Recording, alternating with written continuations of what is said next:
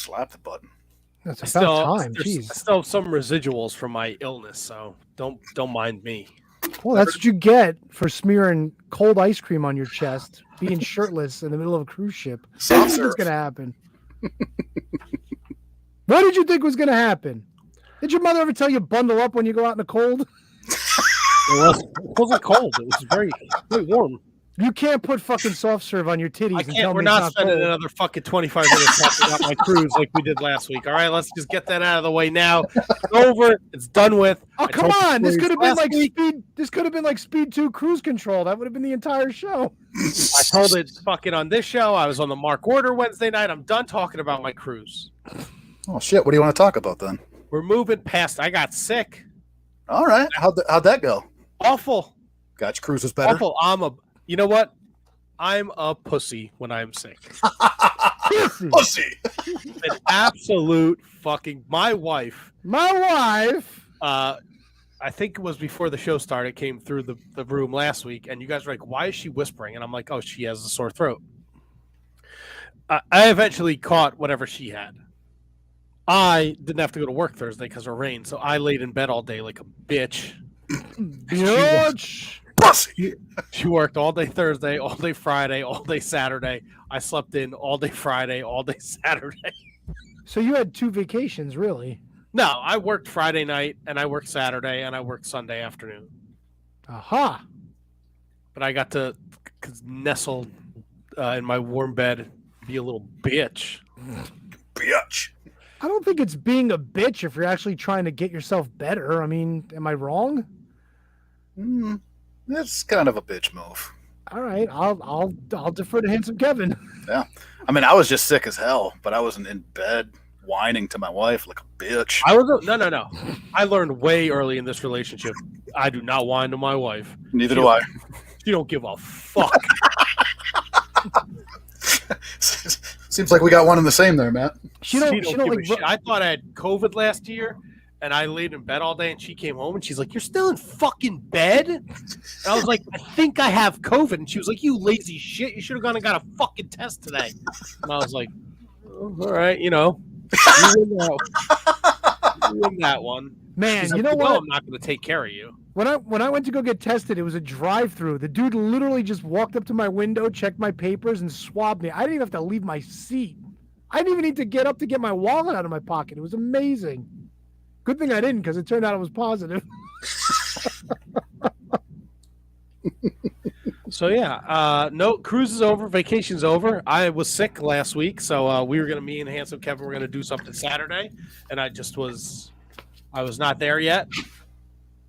But I think I'm fully recovered. Except for all that shit that you coughed up before we started. There's still a little left though. I'd feel clear. I did an hour of yoga before. Shirtless? No, what's with you? Why? If you want to see me shirtless, we can wait. Just take it off. Come on. No, man, I get in trouble when I take my shirt off. Don't you know this by now? I'm coming. Oh!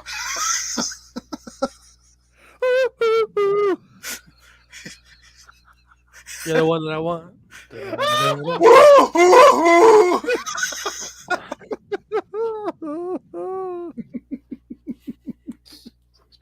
It's never going to end. It's going to be like April before we stop it about the cruise. Yeah, maybe one of you guys can go on vacation and fucking smear soft serve ice cream all over yourselves. We can only hope that it's handsome Kevin. You keep Look, I brought this up last week, and you know what? I want to just take a second. I want to tip the cap to here we go. Molly Rogue. She tweeted out that she didn't understand why you guys were busting my fucking balls. It sounded like I had a nice vacation. Oh, is that what she said? Oh yeah. You might have to have a talking to. Trying to pull up the tweeter. Trying to pull it up. I'm about to pull it out. Well, Tony's asking for it, so as long as he gets to see something. Oh, is that what you want? It is what it is. I'll look at anything. You know me. I'll look at anything. I've seen some pretty heinous shit in my day. What a ghoul. I'll look at anything. And handsome Kevin, people usually ask me why, and I just answer back, why not? Yeah. Come on, Nelly, get out of here. It's in front of you. What are you going to do? You're not... I don't want to see it. Yeah, no, stop! I can't. You know, and you're doing this shit, like, you know, are you doing this shit? Yeah. It's kind of fun that it actually works through the screen here too. Kinda. It's like you're peeping into somebody's soul. For everybody at home, if you want to. Yeah, if you want to join in, put your hands up on the screen.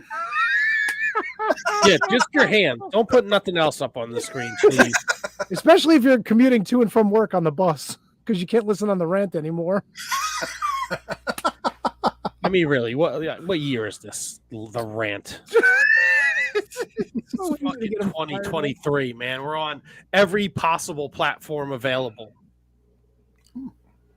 Fucking rant, archaic bullshit. Couldn't find where my wife was saluting you. Is that? No, I look.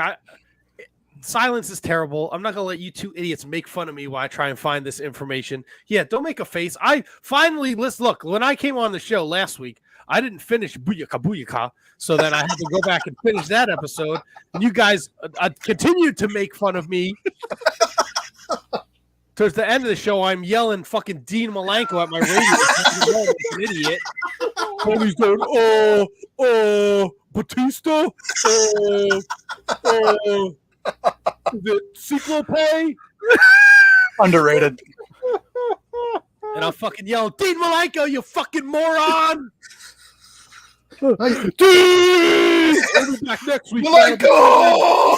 Vanilla ice cream singing Judas, the fucking slob that he is. Oh my god. Thanks, guys. Hey, I never called you a slob. You know what? It's okay. It's all in good fun. We have I don't know how we're gonna follow up last week's episode with Clark Connors, but we're gonna do it. We're gonna try tonight. We're gonna try episode 621. It's just the three of us. Kevin is big time in us. He's in Orlando doing a major wrestling figure bullshit, taking pictures with Henry Rowan Gardner, Rookie of the Year. Nothing. You never guys didn't see the movie? Henry Roman Gardner? Oh, Bowman Gardner. Yeah. From Rookie of the Year? You never saw Yeah. Rookie of the Year? I don't get the reference with Kevin though. Is he He Rookie was of at the Year? Kevin took a picture with the kid. Oh, Didn't okay. Rookie of the Year come out in like 1991? Yes, Is he he's still an a kid? adult now. What is he, like 50? Oh, okay. 50? What? Did he make it to the hall? Was he in the hall? Was he in the hole? The hall. The hall. Yeah, he was in the hall. Okay, nice. He was in the port hall. Port hall. Oh yeah. So no Kevin tonight. It's gonna be the new triple threat. Ooh. This conglomeration of, I don't know. I can't think of a word that goes with conglomeration. I don't even think Conglomeration. I don't even think it's a Everything. word. Man. Conglomeration. Masturbation. Abomination. Babs Blue Ribbon. Masturbation. That's it. The conglomeration of abomination. Constipation.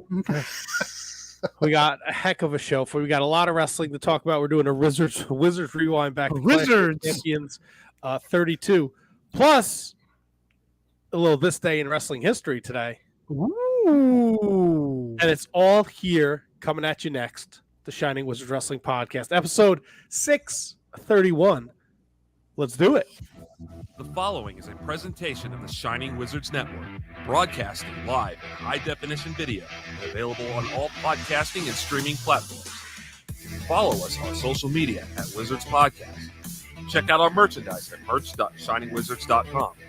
Do your Amazon shopping at amazon.shiningwizards.com. And become a Patreon supporter at patreon.com/wizardspodcast. And now, it's time for the Shining Wizards. What's up, fuckers? From the motherfucking Shining Wizards. Grab his dick and twist it! Dummy. Yeah. No. Fuck no. You cocksucker. Well, Shining Wizards rule the world.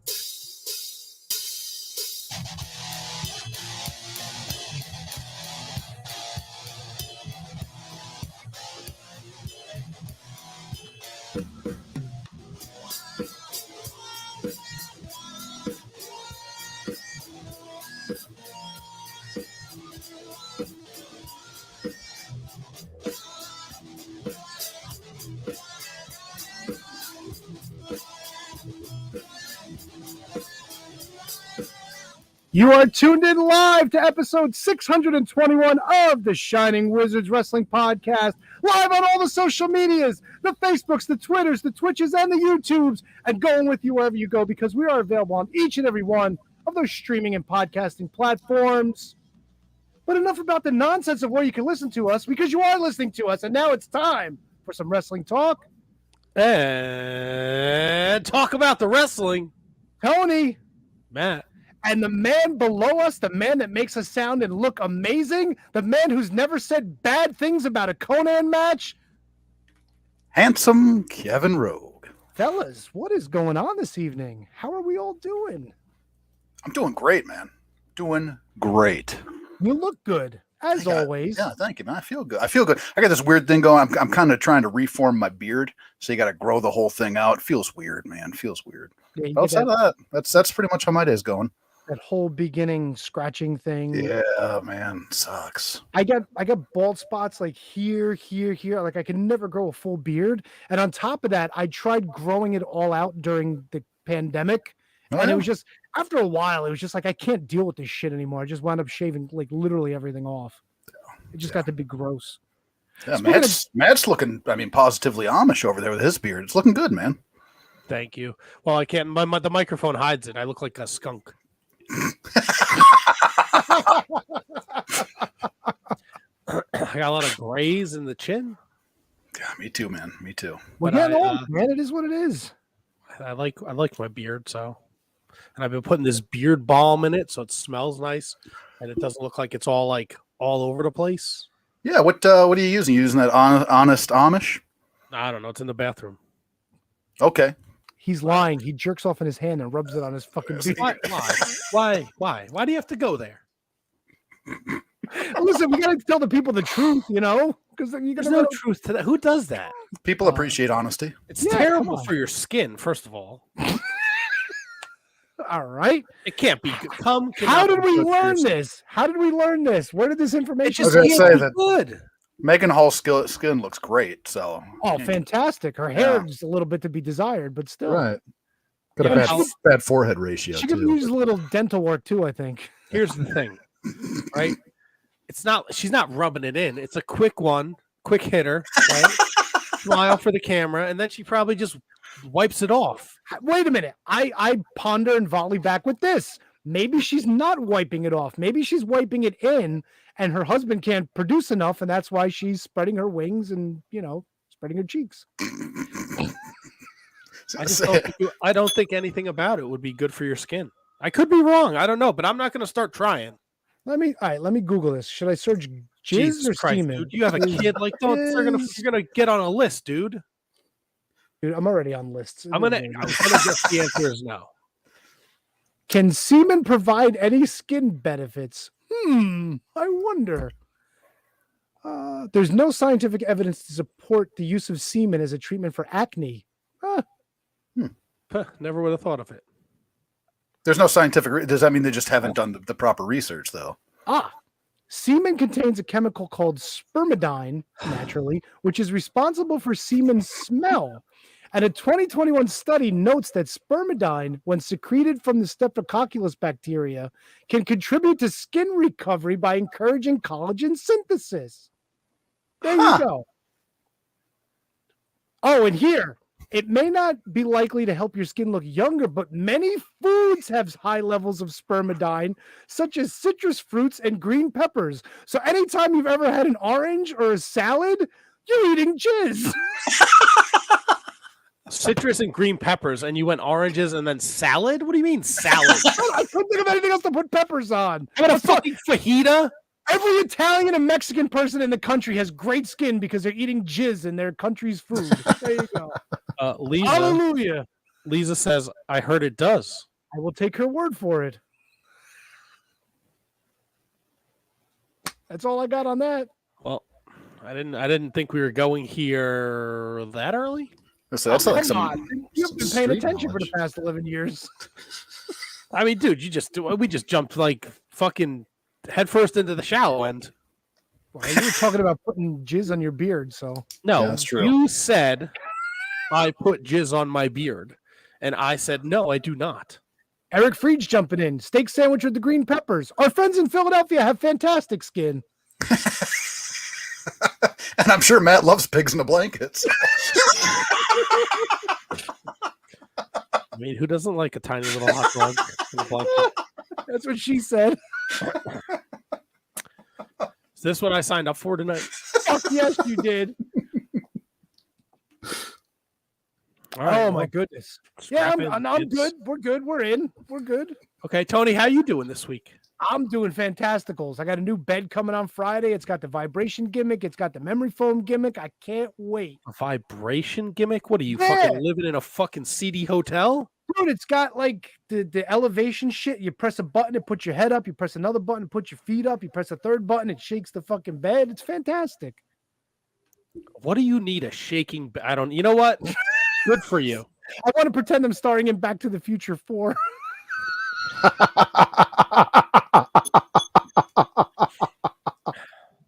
Hey, Doc, my feet are in the air, Doc.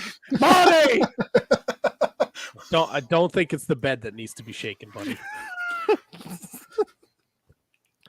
All right, so you got a new kitchen, you got a new bed. Check them fucking tax statements. That is what it is. You know what's going on over in the fucking Zatko's house. Hey, kayfabe, come on, bro, come on. I mean, you fucking show up every Wednesday in the fucking chat. Your fucking full name is there.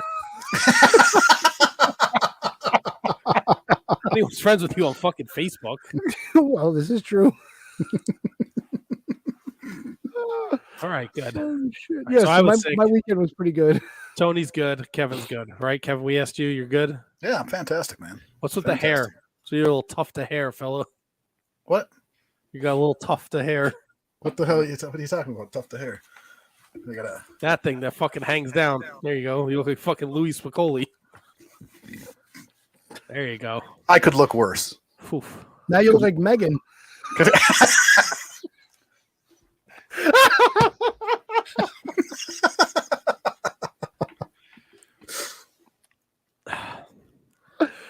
Okay, then.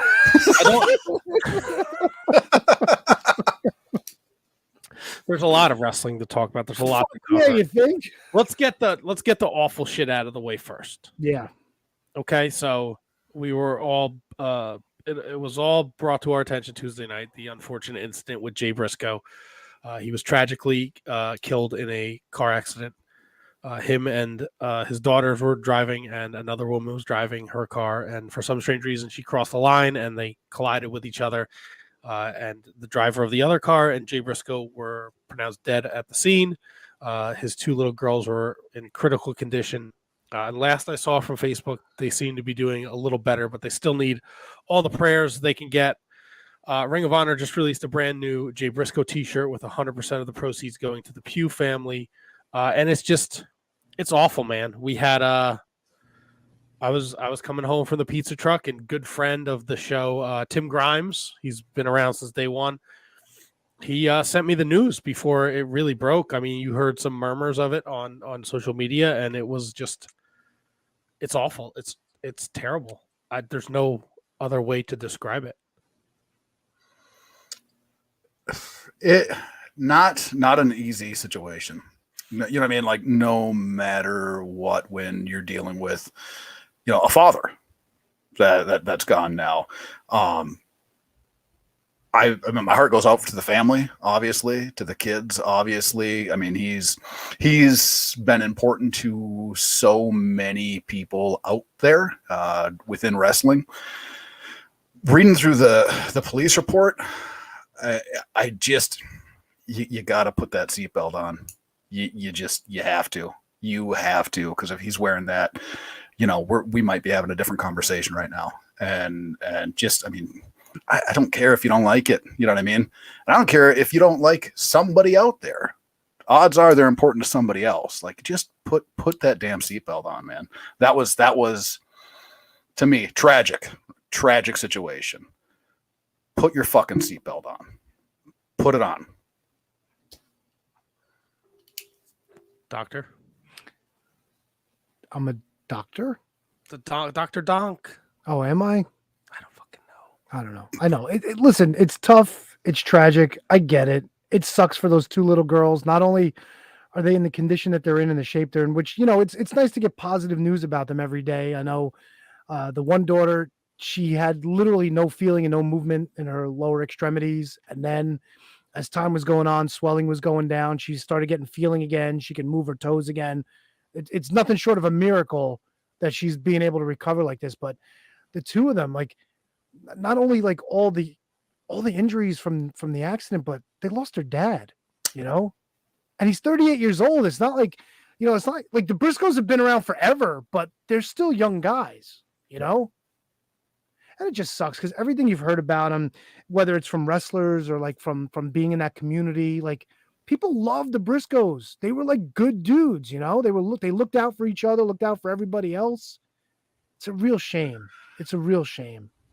And I know like everybody had their little bit of tributes and it's appreciated. Believe me, nothing but respect. But I can't help but wonder what the fuck is sticking in Time Warner's ass that they couldn't just fucking let. I mean, I hate to bring it up, but it's something we got to bring up. It's just stupid, petty bullshit. Let them have a tribute to the guy. Let them do what they want to do. This is a fallen brother. This is like their friend.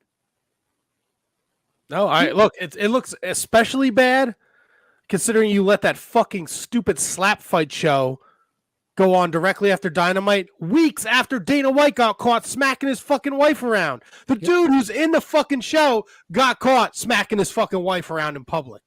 And you were like, yep, well, green light, fucking slap fight, but we can't let them pay tribute to Jay Briscoe. It's fucking ridiculous. Politics, it's bullshit. It's a fucking sin.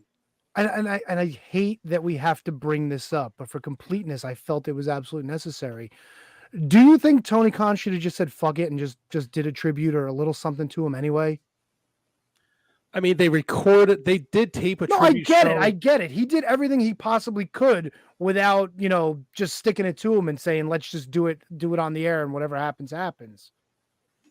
But like, honestly, like how is it going to look if somebody from Time Warner says, like, you shouldn't have done this? Like, are they really putting the end of a relationship based on a tribute to somebody who was tragically killed? You know what I'm saying? So this is one of those situations where I think that it would have been absolutely commendable of them to have asked for forgiveness instead of permission. Yeah. You know what I mean? Move forward, do what you got to do to commemorate the life of the young man. And if they don't like it, that's an ask for forgiveness situation, which they're likely to grant you. You know what I mean? Just given what had transpired. So especially because it's supposedly just one asshole in the hierarchy of the company that had it out for him. Yeah. It's not like the board of directors or a bunch of people were like, we don't want this on our network. This is like one person with the pull to do something like this. It's disgusting. It's despicable. They should have been out there and had this guy on a pedestal for a night. You know what I'm saying? They should have given him a proper tribute. And I'm not saying what they're going to do for him isn't proper. Good for Tony Khan. Good for whoever's running WWE and all these other companies like Impact and everybody that had their little, their tribute to him. But come on, man. Come on. It's fucking so disappointing. Yeah, it's rough. It's rough. It's a hard pill to swallow, and props to NXT, man. Like, they were supposed to do a funeral segment with the New Day, and when the news came down, they announced it on the show, and then they didn't go forward with the segment, which is something I don't think Vince McMahon would have done. And I don't think I'm out of line for saying that. And if you don't like it, tough shit. No, I mean, like, who's to say whether or not he would have, but all directions would have pointed to that he probably would have went with it unless somebody had the power to talk him out of it. But yeah, I mean, but it is what it is. They gave him respect by not doing it, and that's commendable in and of itself. So I think that the Mott Spock makes a great point here. The only thing in Time Warner, in case they may have wanted to wait till all the facts came in, a la Benoit. I don't know, man. They had it out for him long before this shit happened. It's one way where I could see it. I could see them wanting to get absolutely everything before they went forward with something like that. It's possible. They had a day. A lot of the information was out by Wednesday. Yeah, that's fair. And not only that, but like, we know it was a tragic accident. Nobody knows the whole story yet. They're doing their investigations. Who knows what happened to this woman? Maybe she wasn't paying attention. Maybe she looked down at a text. Right. Maybe she had a medical condition and she passed out. We don't know. You know what I'm saying? Like right now, it's a tragedy all around. Yes, 100%.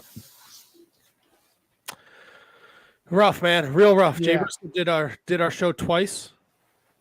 Once he was Kevin interviewed him at a PWS show, and then once Nigel McGuinness, our dear friend, happy birthday, Nigel, had set him up with us for one of our Ring of Honor preview shows, and I think we have a liner too that he did for us. Yeah, we do. I'm pretty sure we do. And he was over the top nice. I mean, they talked about it on the Mark Order podcast the last time we went to Baltimore in July for Best in the World. Me and Kate and Anthony ran into him and his wife at the Dunkin' Donuts. And he could not have been nicer. We had wrestling shirts on. He said, "You guys like the show?" So we did. We thought you guys killed it. And that was it. We let him, we didn't bother him. If I had my phone, I would have taken a picture. But it was in my car. It was during that weekend. It was WrestleMania weekend. We were doing the PWS shows when Kevin got the interview with him.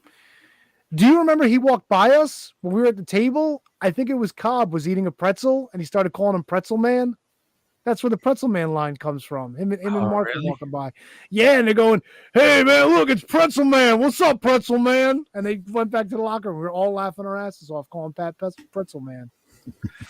That's great. But yeah, man, he's a legacy in the wrestling ring, and his promos are classic, and nobody had a bad word to say about him. He was in the ring, his gimmick was the tough redneck from Delaware, the chicken farmer. Backstage everyone said he was soft spoken and a family man, and always willing and ready to help somebody, especially new kids coming into the company. So he's definitely going to be missed. And if you ever had the opportunity to see the Briscoes live, it's a great experience, man. I don't know if Handsome Kevin ever got the opportunity. I know Dickhead was at Madison Square Garden with me when we saw them wrestle at Supercard of Honor. That was the match where fucking Enzo and Cass showed up, right? And Yes. everybody shit on that. Yes. Rightfully so, probably. Well, they could have gone places with it. Yeah, but it was just weird. It was like out of nowhere. Nobody really wanted it to happen. It was met with a resounding chorus of boos, as they say. A boo. I also the first Ring of Honor show I went to was in the city, and I ran into him and Mark and Carrie Silken before the show. Our good buddy Carrie. Yeah, I said hello to them. So he's always been a nice guy. 100%. I haven't yet to hear anybody say a bad word about Jay Briscoe. None whatsoever. So I just wanted to get that out of the way. I know it's heavy. It is, but we had to bring it up. Of course we had we to talk did. about it. He meant so much to so many people. Yeah. I found the tweet from your wife, Kevin Rogue. Oh Jesus! Right back to reality. As I say, back to Matt's cruise again. We're not talking about this anymore. Only because your wonderful wife just retweeted that we were live. Thus far, 40 minutes in, what I've realized, you judgy BS need to let Matt vacation his way. Haters. Oh, she called us judgy bees. And Oh, she called us bees, haters, sorry. bro. Yeah, which means we're bitches. Bunch of bitches. Fucking bitches. Pussy. So yeah. Just had to, get myself over there. But yeah, I didn't realize Kevin was back from Orlando. he is. He's in the chat. He said he was checking in from Newark Airport before. But yeah, man, the Briscoes are legendary. It'll be interesting to see what happens with Mark. Does he continue without Jay? And I mean, I can only imagine the support would be through the fucking roof for him. So go watch a Briscoes match, man. They're fucking all over the place.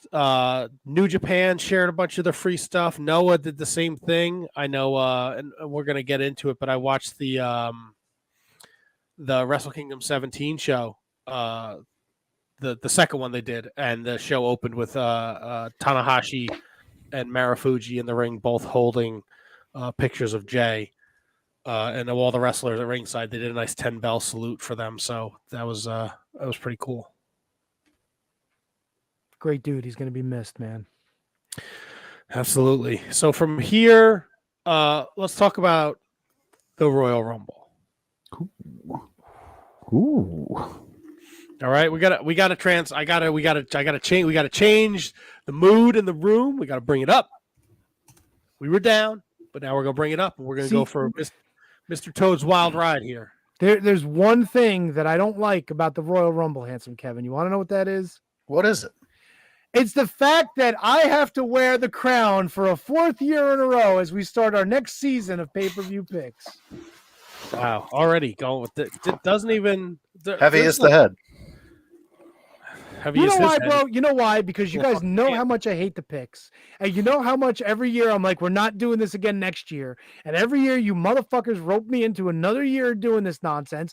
And it's another year of me having to kick the shit out of you. So, you guys want the beating? Whatever. Let's do it. Now, I mean, this was a conversation for off the air, but uh-oh. Do we add a 4th to the picks here? Oh no, a wild card. A wild rogue has appeared.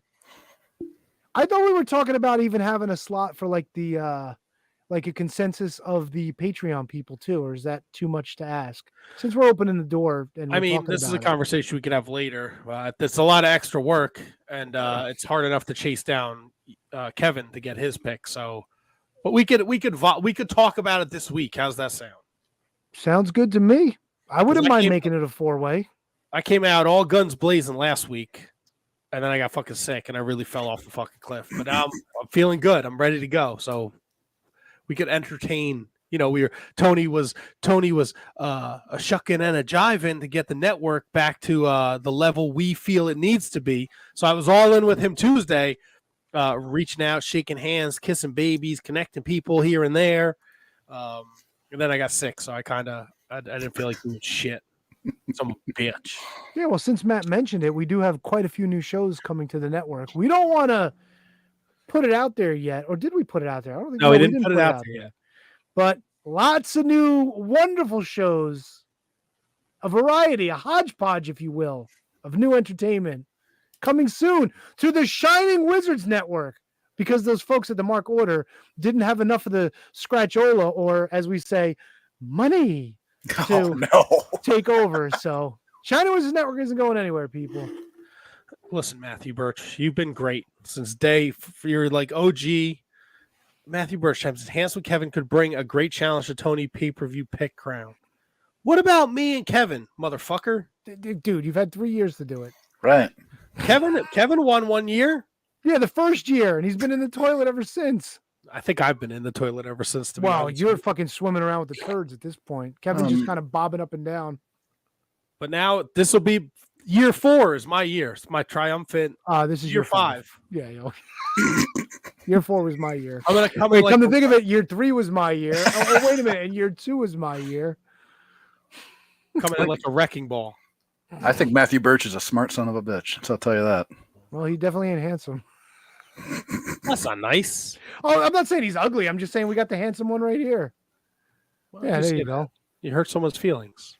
I think he hurt your feelings, so it's par for the course. He didn't hurt my feelings. I just feel. He kind of did. He kind of did. If you didn't, you wouldn't have brought it up. I don't have any feelings. Yeah, this is true. You have a heart as icy cold as that soft serve ice cream you put on your titties.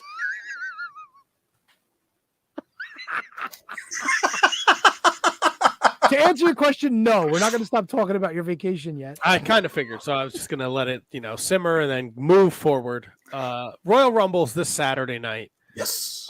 Kevin and Handsome Kevin had put out a Royal Rumble Wizards After Dark show last weekend, and while they were doing that, I guess it was announced that Cody will be in the Rumble. Yes. So let's see if I have the list here. I think I do somewhere. Start the show. Cody Rhodes. This is who's been confirmed for the Rumble thus far, and I'm sure we'll get tons tonight during Triple X Raw. Wait, Gable and Otis are in it, right? Oh yeah. Cody Rhodes, Omos, Oh boy, Rey Mysterio Jr., of course. Gunther, Seth Gunther. Rollins, Bobby Lashley, Baron Corbin, Austin Theory, Santos Escobar, Kofi Kingston, Kinkin? Ricochet, Karrion Kross, Sheamus, Drew McIntyre. A lot of fucking spots to fill. 1, 2, 3, 4, 5, 6, 6, 7, 8, 9, 10, 11, 12, 13, only 14. So half the field's been announced. Who else do you think we're getting in there? Or is the rest all scrubs? I'm sure you'll get like someone from like Hit Row, Yeah. Matt Cardona. Oh, You'll get some WWE legend that needs a payday. you think Sarge is back? Oh, that'd be beautiful. Did you see Lacey Evans has a vignette now where she's using the Cobra Clutch? No. Yeah, she's putting people to sleep now, man. Where? Apparently in the ring. Grocery Like, store. is it like, wait, it's a vignette though. Is she like training for a comeback? Yeah. She's like putting some young woman to sleep, and she's like, "You got two options. You can tap out, or you can go to sleep." I miss sugar, dun, dun, dun, dun, dun, dun. We rebooted Lacey Evans like 5 times over the past 24 months. She needed it. I'm sure you get like Sami Zayn in the Rumble. Yeah. I don't know, man. He doesn't have some bloodline shit going on. Yeah, but they're I putting mean, him on he's not. trial tonight. He's on trial tonight, and then he doesn't have a match at the Rumble. So if shit falls apart tonight and it's Friday, and then something happens with the championship match, right? Because you got to assume the men's Royal Rumble is the main event, right?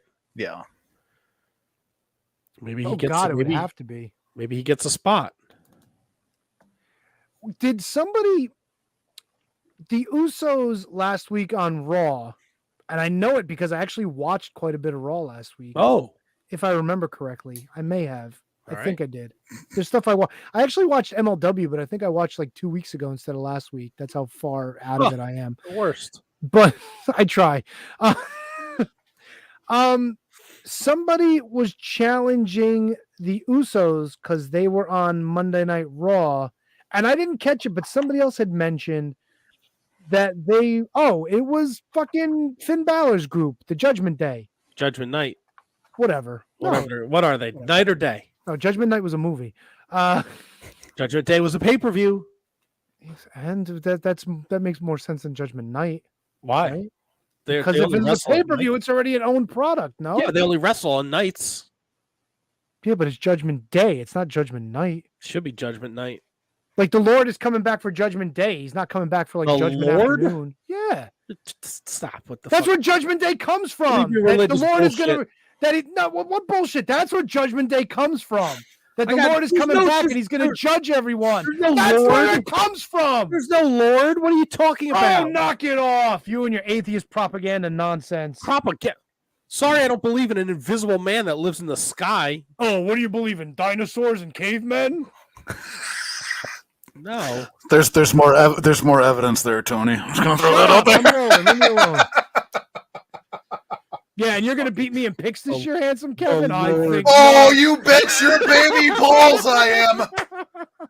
Typical fucking guinea brings up the fucking Lord talking Jesus wrestling. Christ, really? Fucking, you got spaghetti sauce all over your shirt. Are you fucking Googling Judgment Night now? It's Judgment Day. And Whatever. yes, I Nobody am. gives a shit but you turd. You're the one that gave a shit. You're like, oh, it's Judgment Night. It's fucking, guess what? It's Josephus. How do you like them apples? Oh, rest in peace, my man. Holy shit. Anyway, what the fuck are we talking about? Oh, yeah. So, Judgment something or other challenged them apparently just for the Raw tag titles. Are we looking at maybe splitting the belts up again? Is this going to be a thing? I really hope not. Well, because Well, I here's think my that's- thought, right? Oh. Come Royal Rumble, something's going to happen where we get Owens and Sami Zayn back together. Okay. Maybe they get a title match one of the nights at WrestleMania against the Usos. And then we get bosom best buddies back together again as tag champs. People love Kevin Owens. People love Sami Zayn. Why not run with it? Yeah, look, I'm not against. I just think that's the problem when you give and we see it across all wrestling promotions when you have two titles and then somebody has both. It kind of at some point they're going to, like they did it in AEW. Samoa Joe was the Ring of Honor TV champion and TNT champion, so him losing to Darby Allin kind of like Darby. kind of for me, it's like, well, that devalues the Ring of Honor TV title. Yep. 100%. I That's agree. just my opinion. I'm not right. I'm not wrong. Oh, My stop. You sound like somebody else now. opinion. What? I'll fucking drive to your house and kick you in the dick, bro. You sound like, I'm just saying, you sound like somebody else. Be sure. Be assertive in what you believe, bro. I It may not believe. be right, but if you I believe it, go with it. believe I can fly. Really? You want me to piss on you and go to jail for 20 years? I'm too old for you to pee on me. Nobody's too old to get peed on, sir. Well, you don't go to jail if you pee on an adult that wants it. Great. Matt and I could have a pissing contest. Literally. Oh, hey, Oh my god, piss and vanilla ice cream? Fuck yeah, Oh. dude. Get the kiddie pool. You guys could friend stream it. Oh, and then we could dock. Wouldn't one of us have to be uncircumcised? Yeah, we could figure it out. Depending how big one he is. Yeah, well, He's older. I bet you he's got a lot of extra skin. Ooh, we could dock with each other's belly buttons. Ew. That's ew. That's man, ew. Belly buttons are Docking gross. is fine, but belly buttons is ew. Yeah, belly buttons are gross, dude. What's wrong with you? When was the last time you stuck your finger in your belly? You know what? Wait, you know what? Don't. Come on, don't. That's gross. Don't smell it. You'll throw up. Oh, Terrible idea. Judgment Day won a gauntlet tag match to earn a shot at the Raw tag titles tonight. And on SmackDown, they started a tag team tournament where the winner gets a shot at the SmackDown titles. Thank you, Matthew Birch. so there you go. So there's going to be separating belts. So now. on SmackDown, McIntyre and Sheamus defeated the Viking Raiders. Hit Row defeated Los Lotharios. Wait, Jose Lothario still wrestling? Angel and Umberto. What? Angel. Who is that? I don't watch SmackDown. Handsome Kevin, any idea? Yeah. He knows. He watches. Yeah, I watch. Oh, Tell do you? us. Yeah, tell us. Who is It's- Who's the Lotharios? Well, you just said Angel and Umberto. Well, who Angel are they? Garza? It's Hector Garza. oh man. So it's the one I'm not gonna remember. Not Why gonna not? remember. Because it was old NXT stuff. I thought you were gonna say because they all look the same. That's what I remember. It was the NXT stuff. Umberto was mixed up with Zelina. Maybe a Umberto year. Carrillo Yeah, a while And- ago. and Angel. What's his Garza. name? Angel Garcia. Garcia? Is it Garcia? Garza. Garza. Oh, look, they do a thing with the kiss cam where they kiss a lady. Look at this. Kayla Yeah. Sparks is one of the ladies they kissed. It's She's it's not a into that. I don't care for the gimmick. Let's bring back the Kali kiss cam for Christ's sakes. Yeah. That's So what we right. need. That's what WWE needs. Let's have the Omos kiss cam. Because it's funny to have a big goofy guy just kissing women in the crowd. Is it though? Yeah. Fuck yeah. Spreading All right. hepatitis to the world. Why do you think he has hepatitis? It's not him. I mean, you're just kissing strangers. How do we know one of these young ladies isn't giving it to him? Because they're kissing her. She's not. Whatever. What if she just had a semen facial and now she's kissing Omos? You think he would tell? He would know by how soft her face was? I would think so. Yeah, probably. Huh. Maybe taste. Imperium beat the Brawling Brutes, and Legado del Fantasma beat it. The Mac beat it. What an Beat asshole. it. Defeated the Maximum Male Models. That's still a thing? I guess it's Mace and Mansoor. Oh, let me ask you this, right? Please. Who's the tag team on NXT feuding with the New Day that wears like them cutoff shirts, but they're cut off like at the collarbone? I'm not going to be able to pull their name. I pretty much zone out when they're on. Dude, I don't even know about their gimmick. I see their outfits and I'm like, yeah, Done. fuck these guys. Yep, exactly. It's so stupid looking. But that's Is a it good pre- thing though. That's is a it good pretty thing. deadly? No. Oh, yeah. No. Yeah, pretty no. deadly. Yep, that's it. You know what people thought was a good thing too? People who wore like half tights. Matty Rankowski does it now, but Zack Ryder was fucking notorious for doing that shit when he first came to WWE. That shit looks really dumb. Hella dumb, stupid dumb. But for a heel tag team, No, oh yeah, no, it's dumb oh, looking, dude. it's horrible Nope. looking. I Nope. hate it too, It's Tony. bad. But it makes me hate them that much more, and that's No, what they're supposed I to be. don't They're even heels. Nah, it's like X-Pac. I don't even want to watch him fucking heat, dude. It's like I don't give a shit. I don't care. If they were great athletes, take that fucking shit off. What do you? Come on. It's weird. It's like a halter top, but you see titties. It's like, what's the fun in that? Seriously, Tony, Like, look, if a woman's wearing a tube top, the idea is like, okay, now there's the imagination. You can kind of see the titties, but you don't see the titties. Right. This thing, you see the titties. Who cares? Right. You're hiding collarbones. It's like, come on, man. And you're hiding upper body. You're hiding shit you should be accentuating, and you're showing off titties. Who cares? Maybe they're trying to show off their titties. Nah, it's fucking gross, dude. What do you mean? Maybe they're confident with their pecs. Remember when The Rock wasn't confident with his pecs, and he wore that stupid black shirt He for had like a year? he had like breast tissue removed or some shit. He had a medical condition he had to get taken care It of. wasn't so medical enough where he couldn't fucking wrestle. Yeah, but he probably had big scars, dude. It's like, look, if you go to a strip club, Cocoa butter on it and call it a day. what about the girls that just get boob jobs and they got their scars? They don't want people seeing their scars. I want to cover Well, that then shit don't up. wear fucking revealing clothes. Well, then why are these guys wearing collarbone coverers, dude? It doesn't make sense. Maybe they're self-conscious of their collarbones. And what about their biceps? You mean Maybe to they tell like- me those guys don't have some fucking guns? Come on. Maybe they like their biceps. Yeah. Well, then why are they covering them up? I don't know. I don't know what you're talking about because I don't watch fucking NXT. What do they got? 4 Paul Orndorff arms? Come on now. Pretty deadly. Let's Maybe even a couple of Bad News Brown arms. look at images. Ghetto blasting time, fool. Oh, okay. Yeah, okay, Fucking what? weird. Who cares? Yeah. Oh, they're weird. Who cares? What are you accepting now in 2023? Are we all inclusive, Matt? Should I change your name? That's their fucking gimmick. They're fucking. Are they European? Are they European dickheads that wear fucking socks with their sandals? All inclusive Matt. Oh, they're Matty Aim, huh? And they're fucking man buns? What is this? Who cares? It's a stupid look. Fucking hate it. I hate it. Okay, you're supposed to. They're heels. Thank you, Matt. Oh, Jesus. He's right. I Oh mean, my yeah, they look God. stupid, but I think that's the point. They look stupid, but they're good wrestlers. Yeah. And that annoys you. Good for them. Good for them. You just brought more NXT knowledge to the show than I thought you had, so I'm impressed.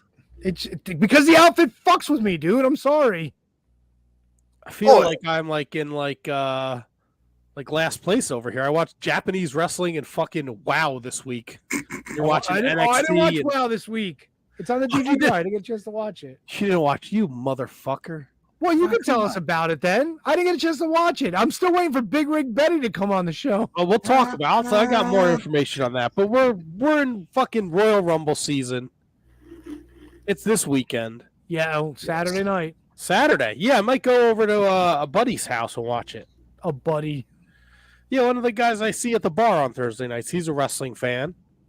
So he has people over, and it's on the way home. So Nice. we got Roman Reigns, Kevin Owens. We got Bianca Belair, Alexa Bliss. We got the Mountain Dew Pitch Black match. Yeah, what the fuck is this, dude? Bray Wyatt and LA Knight. Does Bray Wyatt even wrestle yet? Has he He- wrestled? He's worked like house show match. Yeah, but he hasn't wrestled on TV. So, like, for months, all he does is talk about Captain Howdy. Uncle Howdy. Whatever. Captain Howdy, Uncle Howdy. Well, there's Captain a big difference. Kangaroo. Captain Howdy took me on my ship. Uncle Howdy touched your dick when you were a kid. No, Captain Howdy touched me when I was a kid. Captain Kangaroo, Tony. Captain Kangaroo. That old fuck. That fucking rabbit. The kangaroo is not a rabbit. It's a marsupial. No, I thought he had a. No, he's Captain Kangaroo, but he had a rabbit he used to talk to, didn't he? Now I gotta look up Captain Kangaroo. Fucking well beyond my years. Old I think it was a wallaby.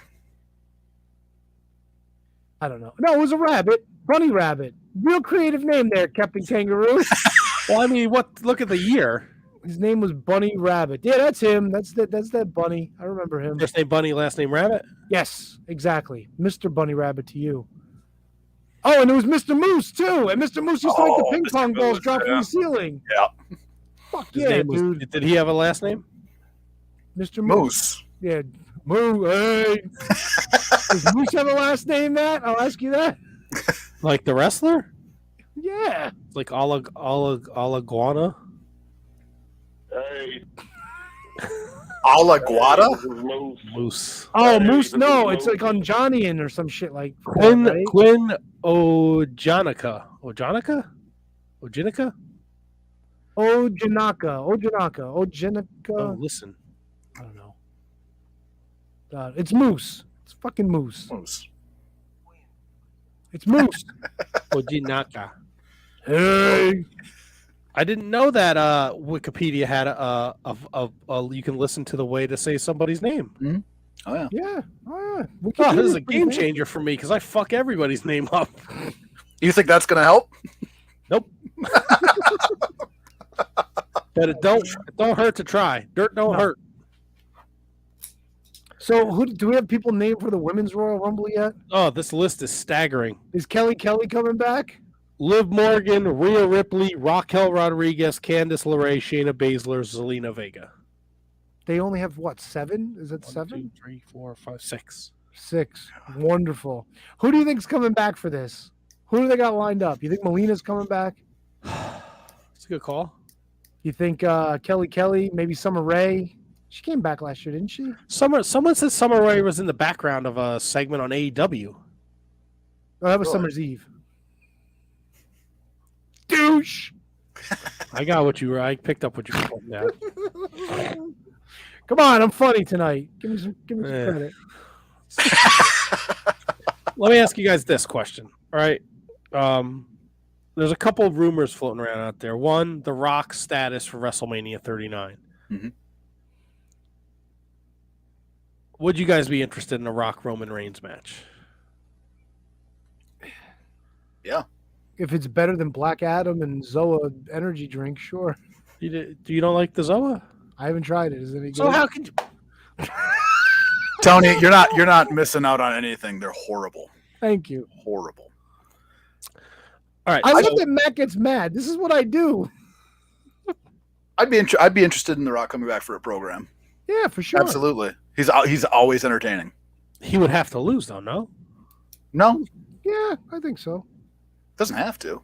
Yeah, let the fucking Samoan dynasty bury him. I mean, past the torch and all that kind of shit, I get it. But yeah, I mean, he comes back. I'm interested. It's always compelling. It's always entertaining when he's back. So, yeah, I'd love to see him back.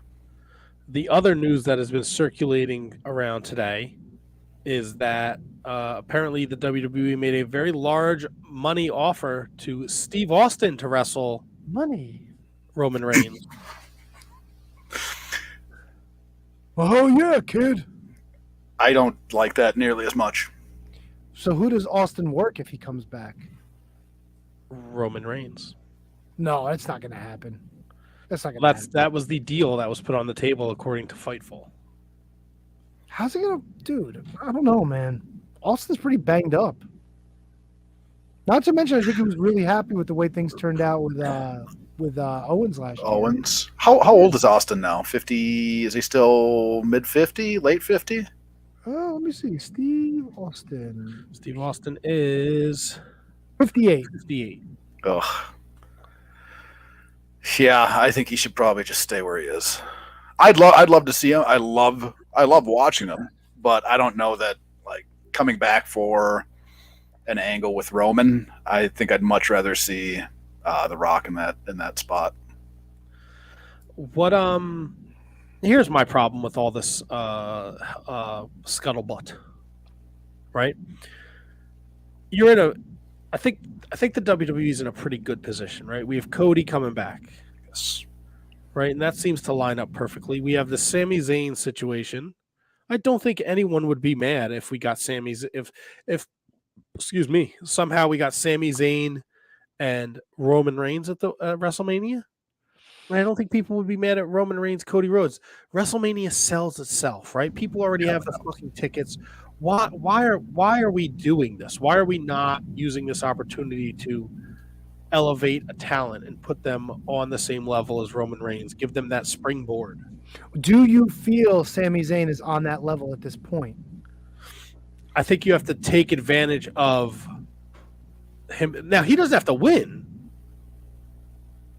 but he is the hottest thing in wrestling and part of the best thing in wrestling right now. Do you think Roman Reigns needs to be conquered at this WrestleMania?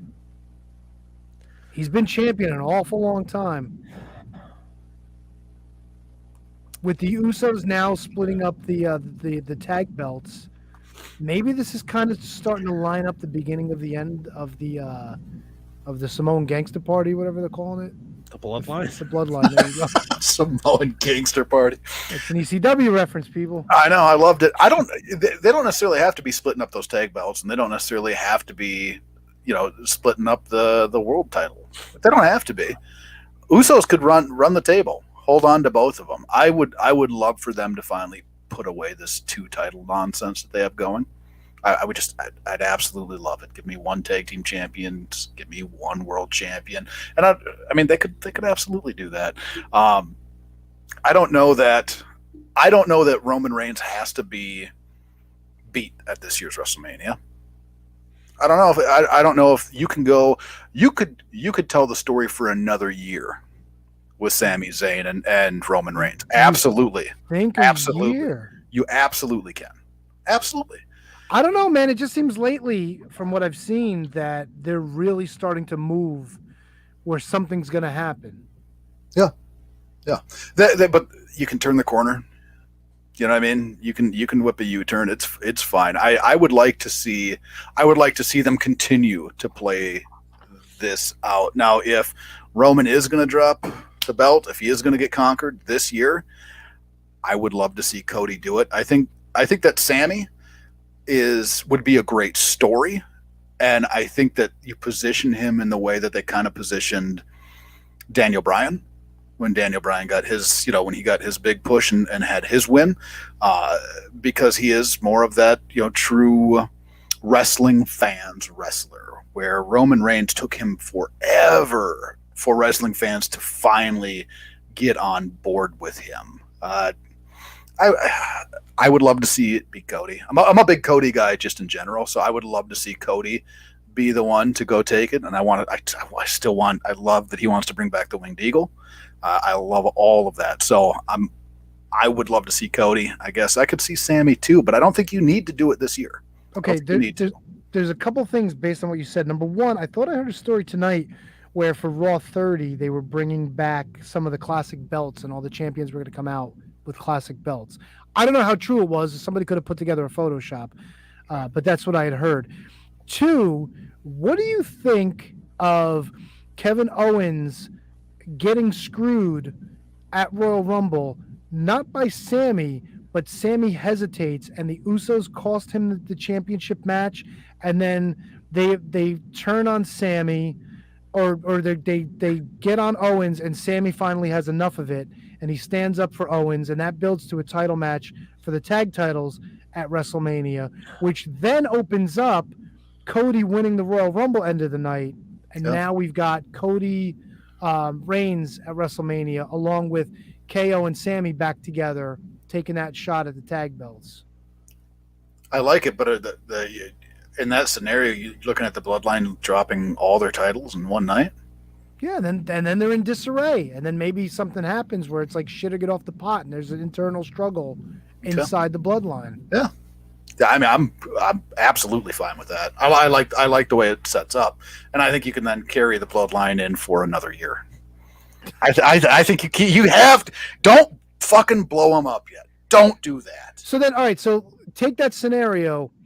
A lot of people were talking maybe Roman Reigns defends different titles on different nights of WrestleMania. So maybe we get night 1 where he wrestles The Rock. Maybe it's not for a title. And then night 2, he wrestles the winner of the Rumble in the ultimate main event.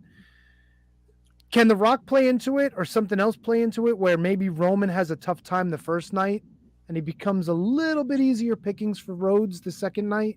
Like Rhodes will get the win, but then there's always a doubt like, yeah, but you can always come back and say Roman maybe wasn't at his best.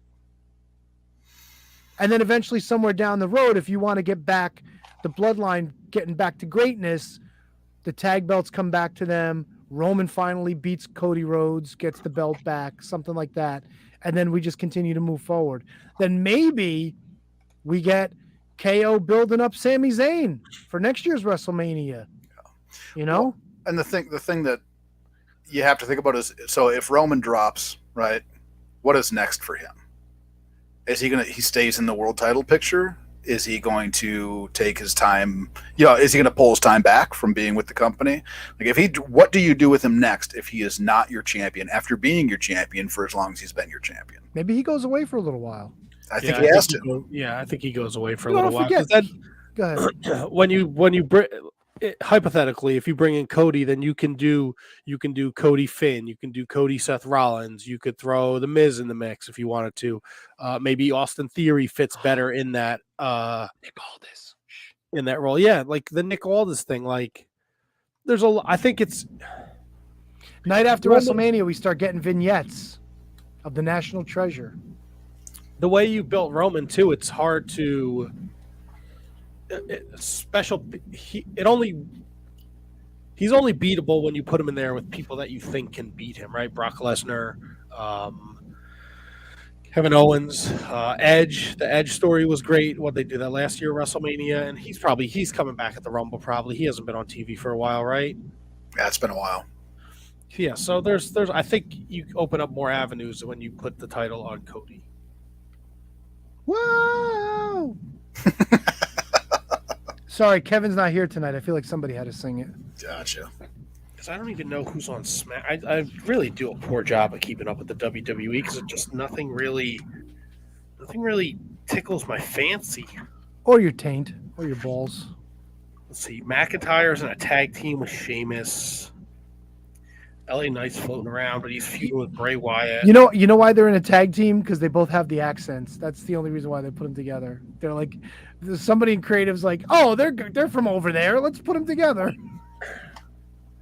Isn't one of them Scottish, one of them Irish? Yeah, some shit. They just say fucking close enough. Yeah. Yeah, gotcha. One guy goes fella, and the other guy goes whatever he says, and there you go. You guys excited for the Rumble though? Hell yes. I mean, the Rumble's always something to get excited about. It's always, even when the Rumbles are bad, they're still kind of good, you know? Yeah. Who's the big surprise? Brock Lesnar. I could see Lesnar. Yeah, I could see comes Lesnar. back. When Kevin and I talked about it before, I think there's a really good chance that you might see Sean Waltman. I think there's a really good chance that you see Cardona. I'm not sure because then they just talk a little bit about him working more GCW. I don't know if they'll do a one-off with him in WWE or not. If he does come back, I'd like him to be back with the company. He also filed for the trademark for Zack Ryder. Okay, gotcha. So. Yeah. I think I'm hopeful for Sean Waltman. I would think that'd be really neat to see him back. He looks like he's in great shape, and he could always go in the ring. So I think that would be a really nice surprise return. He's got to put a girdle on though, in case he blows his asshole out again. Whew, I was at the show. Well, one of the shows he blew his asshole out. That's right. There were multiple Minnesota, right? There's multiple ass blowings. Oh yeah, he's more than once. Good God. I'm sticking with Keiji Muto. You really think they're going to bring back Muta for this? Keiji Muto. Well, whatever. Same dude. As for them getting Shinsuke. It's the only place he's never wrestled. All right. You know what? That kind of makes sense. Get him in there, let him miss somebody, and then get tossed, and he's on his way. That's it. That I'm down for. Let fucking Shinsuke eliminate him. He'll be in the Rumble. Yeah, they got to take good care of him, though, dude. Isn't he? He's like, what, 60, 61 now? Yeah. He's. By the way, he's got another final match coming up against Naito, right? So the Great Muta is done. Yeah, Great Muta's gone. But Keiji Muto. Probably rightfully so, because he said some derogatory things about Nakamura, but okay. Keiji Muto has his last match against Naito. Did you watch Muta's last match? I didn't watch it. I did. Okay. All right, I gotta hear what, because I know Handsome Kevin doesn't watch a lot of the Japanese wrestling. No. I got to hear your thoughts. I'm very excited about this. So, I don't need to see Sting, right? I don't need to see him anymore. I just don't. Not a big Darby guy. Okay. Darby. Love Hakushi, right? All right. Love Hakushi. I think Hakushi is unbelievably underrated. He's got to be 50 now, no? 56. Oh my god, dude. He's amazing. Oh, of course. He's always been amazing. Those other two jackoffs I could care less about. I don't even remember their name. Didn't take the time. Marufuji and Akira. Yeah, Master Fudge Bar and Akuda. So Hakuda Matata? yeah, it's a wonderful phrase. Anyways, I enjoyed the majority of the match. I really did. I thought I love the way that they make the entrances always seem so grand. Like that's fun for me. Watching Hakushi work, I could do it all day. I could watch Hakushi wrestle all day, every day. I again don't care for Darby Allin. I don't need to see Sting at this point. I just don't. The finish was fun, right? They all got their work in. Hakushi with that amount of blood, take it easy, brother. Just take a step. Him drinking his blood, I was like, oh fuck me. A little dark for me, right? I'm not really into that. Watching wrestling, not a fucking Saw movie, but afterwards, that's the one part that like I wasn't totally pumped about because I didn't understand the meaning. So after the match is over, you have Muta go to the outside. He like kind of hits a cameraman, but doesn't really hit a cameraman, and then chops that motherfucker wearing a top and grabs this stick, and then draws a symbol on the stick in Hakushi's blood. Now it seemed powerful, but I didn't know what the fuck was going on, so I didn't really give a shit.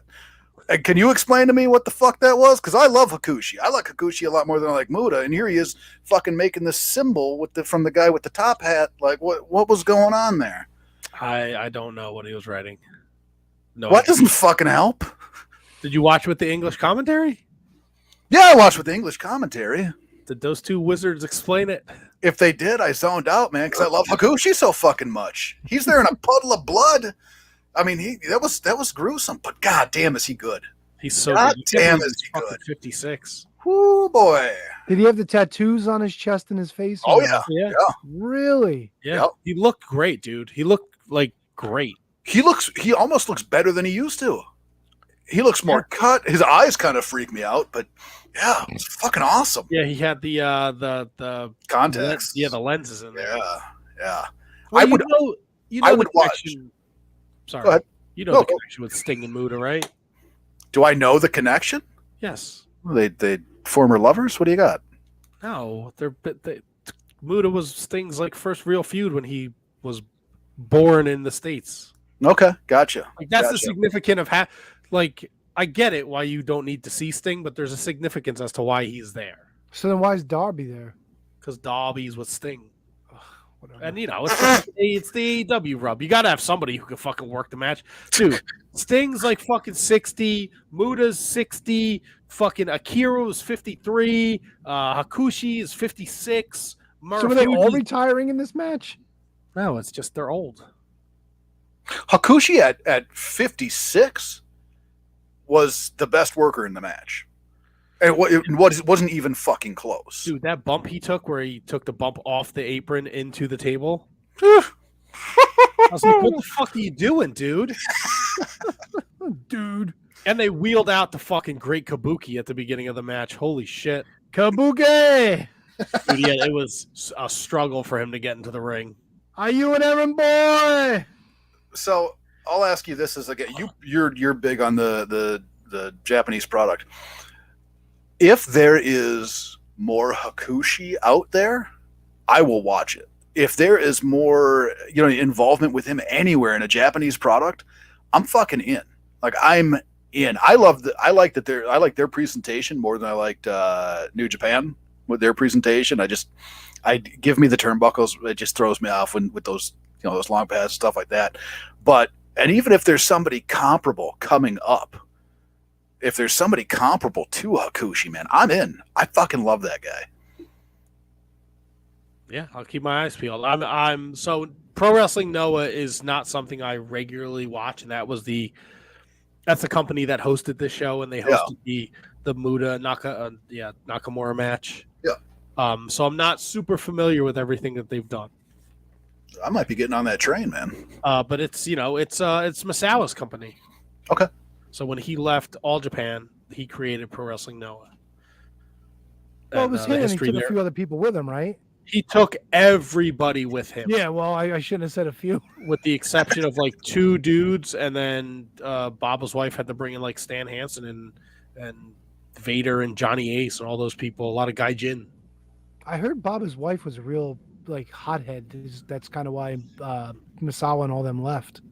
She was not easy to deal with. Yeah, she was very much in preserving what Baba had created. So she was like the Vern Gagne of All Japan. And so Masawa was like one of his children. He was his star pupil. So when he passed, they left the company to his wife and Masawa wanted to grow with the wrestling product, and she wanted to stay true to the All Japan form. So Masawa is Hulk Hogan, what Baba's wife is to Vern Gagne. I guess 1983. I guess so. And then Masawa went and started Pro Wrestling Noah, and then Muta left New Japan and ended up in All Japan because he wasn't happy with the direction in New Japan. Lots of unhappiness in Japan at that time, huh? It was a weird time. Like it's like New Japan is bad at that time too, because that's when Inoki is really going hard with the MMA stuff. Yep. And he's having like Yuji Nagata and Shinsuke Nakamura fight fucking MMA shows 2 days before Wrestle Kingdom, and they're legit getting their dicks kicked in. Yeah. They're showing up to wrestle black and blue and hurt and beat up, and it was not a good time. Good old Inoki in New Japan. But I thought the match was a lot of fun, a lot of nostalgia. Yeah. But I think I've been watching this whole tour of Muta going out, and it got me to thinking, like, I like the way, I think it's done better when it's just, we saw Jushin Thunder Liger do it a couple years ago, and now Muta, they do a better job. Like, if Goldberg's going to have like his last run, I don't want him coming back and winning the fucking world title. Just let him come back and have a couple meaningful matches and hang your fucking tights up. Well, wait a minute. Muta came back and won the Global Honor Crown title. Yeah, but okay, you're right. You're right. I mean, he didn't go out on top, but they gave him a nostalgia run with that belt. You're right. I didn't mean to shit on your fucking. No, you're fine. I don't know. When these guys are retire, I don't know. The one thing that I don't like about it is you go out by putting somebody else over. Yeah. That's the one thing I fucking hate. Like you see these last matches and stuff like that. Use it to help somebody else, boost somebody else. That's the one thing I don't like about. Like it's like Undertaker had his last match, right? Went over. Like always, like you're supposed to. That's the rule. You put somebody else over while you're going out. Well, Undertaker put over DX in his last match, didn't he?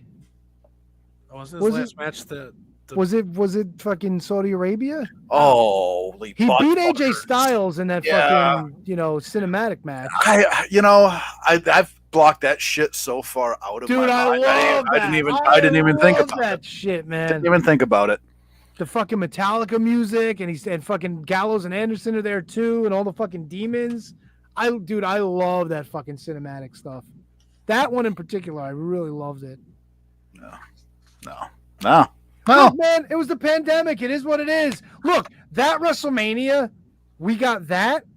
We got Drew McIntyre finally winning the title, and then he wrestles a dark match against Big Show later in the night that they fucking aired on Raw. What the fuck are we doing? You don't remember that? Nobody remembers that, but they fucking did it. I remember that. I was referring to the Saudi match with Kane and Taker versus DX. Like, fuck that. We've got 3 words for you. Go fuck yourself. Remember when Undertaker was doing cameos for a while? Yeah. AEW Scooby Doo. Yeah, All Elite Scooby Doo. That was. He was doing something. I saw it on social media. He was doing something with shoes today. Wearing them? Yeah, like he was like shoe shopping. Maybe it was looking for tonight, man.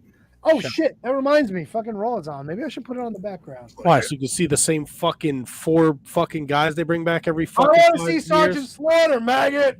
It's an 11-minute video. The Undertaker goes shoe shopping with Complex. I don't know what Complex is. Is that like Kama, the Supreme Fighting Machine? I think you're probably right there. He goes to some place in Boston and he shops with it Joe LaPuma. Oh, Joe LaPuma. You don't know who that is? And he talks about his love for New Balance. All right, Grandpa. I'm here to get Oh, he's not in gimmick. some Okay. new shoes. So here's something interesting, just so you know about tonight. WWE has 30 each of 3 different variations of the WWE Championship. They've got a winged eagle that was designed like with the Monday Night Raw, like the original logos, like with the neon and shit. Yeah. They had a big eagle with like Attitude Era kind of designs. Yeah. And then they had the Ruthless Aggression ones with the spinner. Yeah. And they only did 30 of each. Somebody actually had posted in one of the Facebook groups that I'm in, who bought the the original Raw, gimmick, I guess not Attitude Era, the New Generation, if you want to call it that. Yeah. From the beginnings of Raw.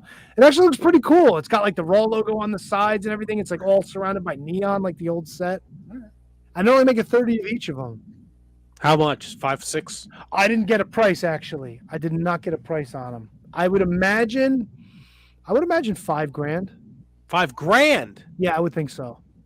When they do their limited runs like that and it's very low number, yeah, they usually get like $5,000. WWEshop.com.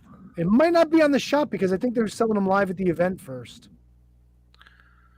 Well, no, the nerds would be upset if they couldn't buy their replica belts that they could bring to the championships.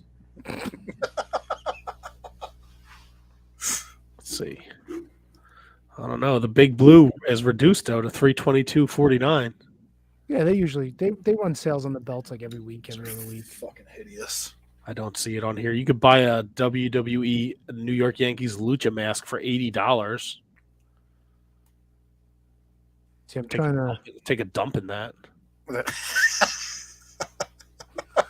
You could just use the toilet too. What are these? Have you seen some of these? They have like the Ultimate Warrior belt. It's atrocious. Yeah, some of them are really fucking bad. There's actually a cool one. It was a cool idea, but I think poorly executed.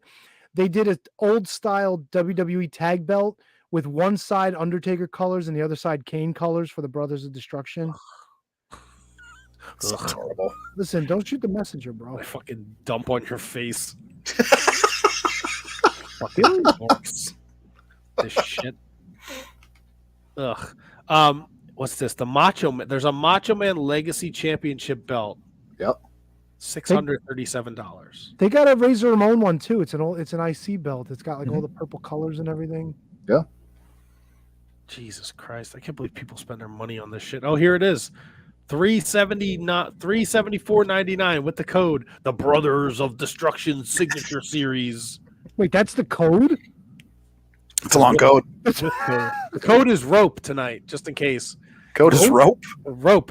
If you want to use the code rope, you will save 25% off of orders over $49 Yeah, because if you spend that kind of money on that shit, you're gonna want to hang yourself. with a rope. Yeah. So not only is tonight Raw 30th, but do you know what else today's date in wrestling history is significant? 39 years ago, a bald man from Tehran, Iran with a boner drops the WWF Championship and Hulkamania starts running wild, dude. Am I wrong? No, you're not wrong at all. 39 years ago. Holy smokes. Yeah. Oh, fuck. Here we go. Matthew Birch had it. Undertaker's last match, he won the trophy in Saudi Arabia gauntlet match. Do you remember this? No. Who was it? One of these guys actually thought they won the match. Maybe it was AJ Styles. And then next thing you know, they're like, oh, there's one more competitor. And the Undertaker came out, and that was kind of it. That dong. Yeah, Undertaker's dong is 6 feet long. God damn, I miss that guy. He's still around? I know he's still around, but he's been like radio silent. Like I don't think he well, puts the real himself out Jason there anymore. Signs, please stand up. Oh, fucking boo, dude. Come on. What? Come on. What? Fucking terrible. That was like the shout out like Eminem. Yeah, I understand what it was. Before we move on, I just got to ask you if you guys saw the Okada Kiyomiya thing. No, but I heard about this. What went on here? So Kaito Kiyomiya is the GHC World Heavyweight Champion. He was in a tag match with Yoshiki Inamura against Okada and Togi Makabe at this Wrestle Kingdom 17 show that took place this past weekend. Okada had his tag partner in like a sleeper, a headlock. He wouldn't let go, and Kiyomiya tried to break it up several times, and Okada wasn't doing anything. And then he just kicked him right in the fucking face. Damn. Like Okada didn't get his hands up, and then Okada lost his fucking mind. It is a magical thing to watch. I saw the clip. What the fuck? Dude, he busted Okada open. It was, and Okada went fucking nuts. Right. Two things. One, what the fuck with the kick, right? Why? I mean, you know the product much better than I do. Is there a situation between these two? Or is this just a fuck you, I don't care for your face right now, kick you in the head? So I think it's champion versus champion. I think this Kiyomiya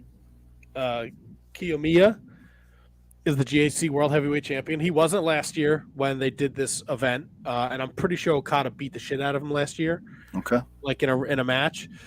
And now I think he's just kind of throwing his fucking name in the hat, like, hey, I'm a champ now, and I don't care who you are. It was a little uncomfortable. It's a little uncomfortable. Like it escalates very quickly. It was fast. Yeah, it was real fucking fast. And I don't know what, as professionals, what the fuck are you doing? Like, it's not the easiest thing in the world to watch. I completely understand it, but don't, like, if you really got problems, you save them for the back, right? You save them for the back. I don't think I think that's just. This dude was trying to make a name for himself. I don't think that. I think that's look. I think it's all a work. Okay. Because they're Okada just kick me in the face. I mean, stranger things have happened, right? Brock Lesnar fucking busted Randy wide open at that SummerSlam. Yeah. Yeah. But they're setting up for it. So they announced the full card for Muta's last show. And this is a match that apparently is going to take place. Okada against Kiyomiya. Now, Okada has pushed back hard on this in interviews. I'm not doing it. Nobody asked me to do it. I'm not showing up. So there's definitely, they're building a story for this. Okay. It'll be super interesting to see what happens. And Muto, called out Naito. So that'll be his last match on February 21st. Which I'm very excited for. That belt, by the way, just so you know, I was way off of my pricing. They were actually getting $750 a piece for them. $750? Right, way off of my pricing. I would have thought they would have fucking been bilking for that shit, but I guess not. Now, resale market, probably going to get probably $2,500, $3,000 if they want to resell them. Perhaps. Limited edition, there's some asshole out there that's probably going to want one eventually. I think the assholes that are going to pay that much for them right away are in line, already have gotten going. So there's probably assholes out there to buy 2-3 of them. Probably. From what I was reading, what this gentleman posted, it was kind of a pre-order. Like you had to pre-order it to pick it up tonight at Raw 30. Gotcha. So your audience was kind of limited to who was going to go to this show to be able to pick it up after it was ordered, you know? So that's the gimmick. Well, if you can't afford a limited edition Raw championship belt, you're looking maybe to spend your money on some things you like. Perhaps you would like to join the Shining Wizards Patreon for as little as $1 a month. Yes, you beautiful, beautiful human being out there watching this show, listening. Please don't fast forward through the commercials. You want to support the Wizards, join our Patreon. $1 a month gets you mentioned every week on this show. $3 a month, you get access to the bonus content. $5 a month, we'll plug your social media, your website. $10 a month, you go into our monthly drawing where you get to be a part of the Shining Wizards Wrestling Podcast. You could pick the Wizards Rewind and sit in on the conversation about said show. You could challenge me for the Can You Beat That Championship, and I could smush your face in the dirt because you don't hold a candle to me. You could sit in on an interview with a guest, and we'll let you ask some questions. You can be a part of the show. It's fantastic. $10 a month. So at this time, we're going to thank those that support us over at our Patreon. Kathy Hummer, the queen of the Shining Wizards. Manny Kratzo, the king of the Shining Wizards. Danny Rusinello, at not Danny Russ on the Twitter machine. Anthony Rusinello. Sean Toe. Sean Calejo. Kate, the great Hensler, at Miss Kate Fabe on the Twitter machine. She's doing Fightful post-show Friday nights. She's doing Sour Graps on Tuesday nights. She's doing Mark Order Wednesday nights. You want to follow Kate. Matt Carifo, no relationship to the KJG, at WhoDatMatt81, Christine Friesendorf, Mark Parloni, Thomas Cops, the Mott Spock, at High Five Tom. He's doing the Marking Out ROH Revelry podcast. They just dropped a great episode where they paid tribute to Jay Briscoe, him and William Mercier Jr. So keep an eye out for that. It's definitely worth a listen. My man Kieran, that I'm doing the Bread Club with. If you like New Japan Pro Wrestling conversations, me and Kieran kick it on Fightful Overbooked. So you can check that out every Monday, every 2 weeks. We drop a new episode. Bond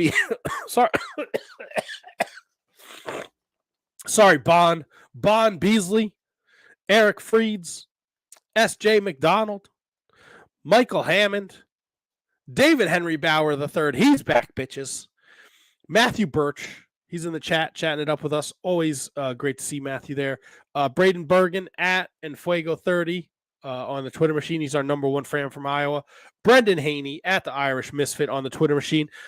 Cannot thank him enough. He's our research guy. He sends us our notes every week. Huge shout out to Brendan Haney.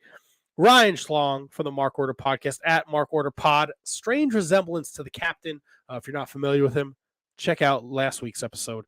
Asian Joe, Mike Peterson, at LOL Mike Peterson. The Daily Smark, thedailysmark.com, at The Daily Smark on Twitter. They help you find the latest wrestling news along with up-to-the-minute daily podcasts. Don't forget, we deliver YouTube videos to keep you in the loop. Kevin Rogue, he's producing the show. He's the fourth member of the Wizards, and he's also pumping out content at Year of Pod. Him and the Duke, they go back and they crush yearly. They do a whole year of a particular promotion in every pay-per-view, and they have their own fun spin on it. So if you like the humor and the dick jokes and the cum in your beard on this show, definitely want to check out Year of Pod. If you're an action figure collector, him and Al are crushing things on TOTS Pod. Too old for this shit pod. So check them out. And then if you want to boo a man, he's also a manager in professional wrestling, at JJ Rogue Means. Send him hate mail because he's just a douche. And you can follow all three accounts. Show love to the Year of Pod and TOTS Pod. But let's poop on JJ Rogue Means. And maybe if you see him at a show, perhaps you throw cum in his beard. I don't know. I don't know how they do it in Minnesota. I figure there's nothing else to do in the winter. You're all cold. You go out. Maybe you got a little build-up, put it in a cup, throw it at him, get it in his beard. Maybe his wife will like that nice smooth beard. I don't know. And last but certainly, I think he's corpsing over there. Last but certainly not least,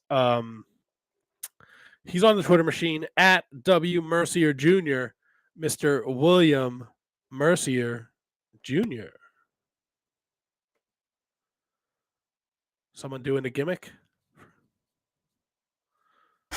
Oh, I'll never take Kevin's spot there. Not doing it. Tony? No? Tony's eating, he's like eating fucking M&M peanuts. He doesn't have his earphones in. Dickhead! What the fuck is he doing? What are you doing? He's drinking his fucking puddle water again. Hello? He has no idea what the fuck's going on. Dipshit. Hey! Hey. The fuck are you doing, Dick? He does. Jesus Christ. Lives are gonna be in William Mercier's hands.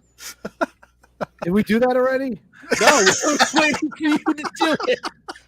You know what I mean? You're over there fucking eating mud and drinking puddle water. You fucking puss. I'm What sorry. a bitch. Sami Zayn is presenting his defense right now. He is, bro. He was getting passion too. He was yelling at Paul Heyman. I might actually have to watch this later. All It right. brings a tear to my eye. Woo! Not as much as a Conan match against Psychosis, but still. Oh, we're gonna get to that. watch We're it. gonna get to that. Is there anything from AEW you guys feel like talking about tonight? Nope. That's what we have a Wednesday night show for. The B show. The show, actually, I shouldn't say that. The A- show, because any show that has the captain on is good in my book. Kevin Don't forget to Rogan, listen to all the shows on the Shining Wizards Network, by the way, including the new ones coming soon. Kevin Rogan. Lives are going to be. Happy birthday, Mark. Let me have some mud water. We fucking choke on it. Kevin Rogan, anything about Dynamite you'd like to chime in on? Any AEW news you want to talk about? Nothing jumps out at me, to be honest with you. I watched Dynamite, but don't really remember anything that like stuck out to me. And I did not see Rampage. Fair enough. I know I enjoyed Danielson and Bandito very much. Yeah. The interesting stuff with Tony Storm and Saraya.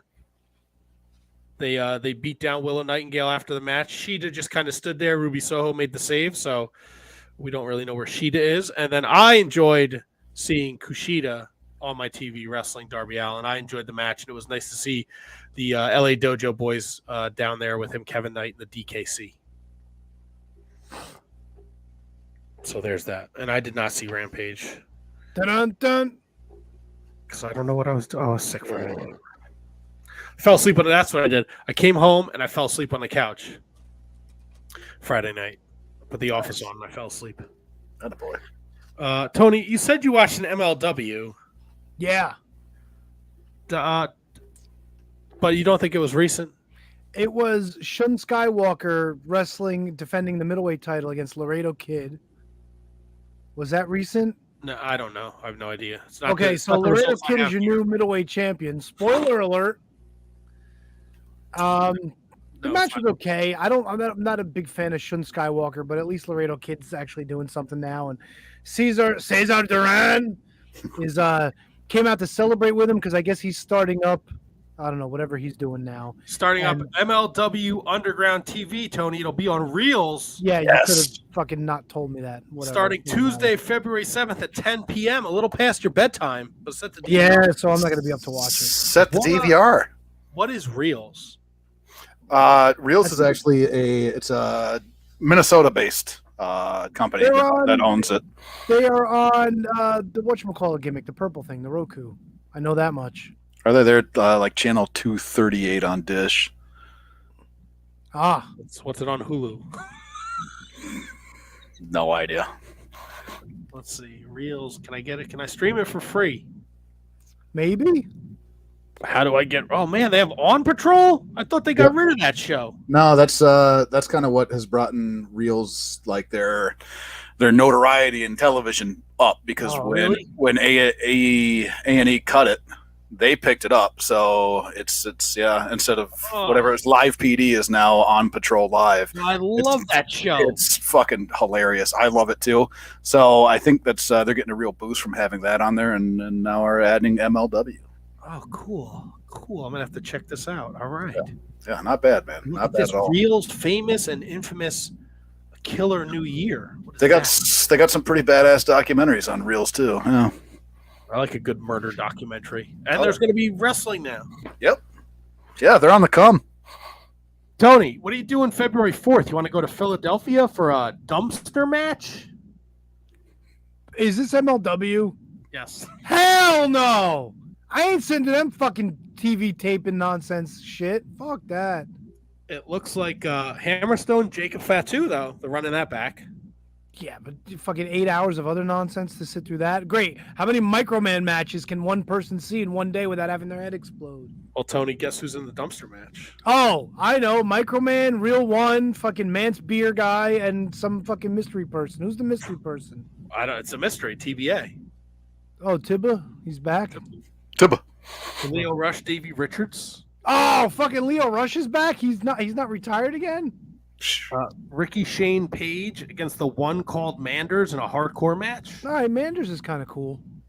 MLW Featherweight Champion Taya Valkyrie defends against Delmi Exo. Couldn't give less of a shit. The Dragon Gate opened the gate tag team. Sorry, champions. I give less of a shit about this shit.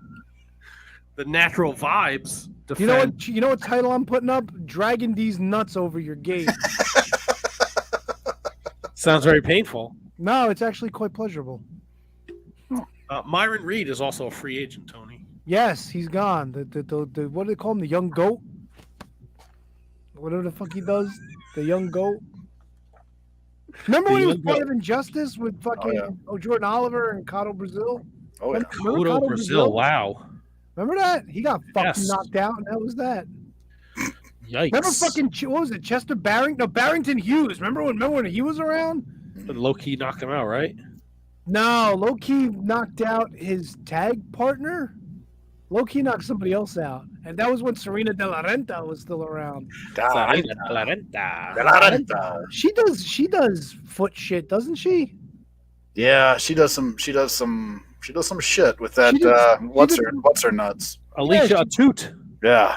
No, well, yeah, but she had some other gimmick too, where she was selling calendars and shit. With some She's doing it with the Toot. Yeah. Tutu got a little thick lately. Not gonna lie. I'm not a subscriber. Well, I mean, I'm not either, but you know, I got the gimmicks. What? What'd I say? I got the gimmicks, and then you just look off at it. It's like doing a show when Kevin was watching fucking The Devils. Fucking the Devils. That was an XPW situation. I can't believe they ran in Newark and we didn't fucking go, dude. What? Oh, XPW? Where was this in Newark? What ghetto and gangster fucking corner was this on? XPW Newark. You sure it wasn't Delaware? I'm positive. It was the Hart Ballroom on 3739 Bloomfield Avenue, Newark, New Jersey. Oh, God, I got to look this up. Bloomfield Avenue is actually pretty well known, of course. Jasmine St. Clair is still there. Oh, boy. We Are Not Your Kind. The full show is available on YouTube. Oh. It's an hour and 5 minutes long. You know what? This looks like it's a pretty set up place. It's like a big place. Oh shit! This is like right off of 21, dude. It's like it's like the very beginnings of Bloomfield Avenue. Shit! Yeah. I didn't realize it was this close. Fuck! You have paid to see this? This dude's in a diaper.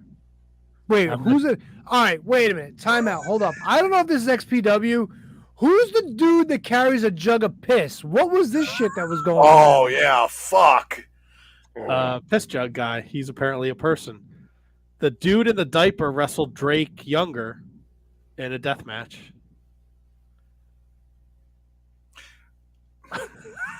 Wait, the dude in the diaper wrestled Drake Younger? And he's got like. Is his name Dude in a Diaper? He's got tidy whities on. Can we name this episode Dude in a Diaper, please? DIND. He's got tidy whities on and then like a white button-down T-shirt. That's his gimmick, I guess. Dude Oh, in a light boot to diaper. the head. But that's his name, dude in a diaper. No, I don't know what his fucking name is because I don't know who this is. Dude in a diaper. Wait, you don't have a rundown of the card? Was this not like posted anywhere? I can find it. Let me see. XPW Newark. Oh, look, we got a Trump flag, Of course we do. and they're beating up. There's a hillbilly, some dude, and some American Zubaz. Oh, that's Jasmine St. Clair. Wait, the dude in the diaper is Jasmine St. Clair? No, she's got the Trump flag. Oh, here we go. I got the card. I got the card. Masada? Here we go. The Soul Taker defeated Sean Lawhorn. Juventud Guerrera defeated Real One. There you go. The Body defeated Lucky 13 in a death match. Sage Sin Supreme, is that the same Supreme? Defeated Chelsea Durden. I guess that's a mixed match. I have no idea. Drake Younger beat Big Effin' Joe via referee's decision. So that's okay. that. Big F and Joe's the dude in his underoos. And Masada defeated Tom Latimer to retain the hardcore for the XPW World Heavyweight Championship. We could have saw Tom Latimer. Wait, Tom Lattimore? Yeah. Really? Who's this dude in the ski mask with the weed whacker? JJ Escobar defeated Kurt Bale and Charlie Bonifer in a triple threat death match because you can't have more than one death match. You gotta have a triple. Oh, this threat dude's one. got a fucking weed whacker. And Ludark Shaitan defended successfully the XPW Women's Championship against Lindsay Snow with Mother Endless. Oh, here's the main event, right? This is for the XPW King of Deathmatches title. Exposed boards, no rope, barbed wire, and sheets of glass match. Putting a hat on a hat. Schlack successfully defended against Necro Butcher. Yeah, so the Necro Butcher's in his American flag pants. Of course, and probably too. Oh my goodness gracious. What the fuck is this? Man. And this was last Saturday. Yeah. Well, fuck me running. Right in Newark. Oh, look, Masada's there. Oh God, Necro, this is disgusting. Yeah. People are into this, huh? Oh my God, this is so funny. This building, it looks like an old building in Newark, and they have like these signs outside. Hall for rent, book your party here, local de renta, reserva tu fiesta aquí. I want to see, are they coming back to Newark anytime soon? Oh, I hope they're coming back to the Hart Ballroom, dude. This is like 10 minutes from where I work. I can fucking make a whole weekend out of this. It looks like this doesn't look like it's very updated. It's a bummer. You can't cancel what was canceled? What? That's not a very good That's a terrible fucking. Let's see. Thursday.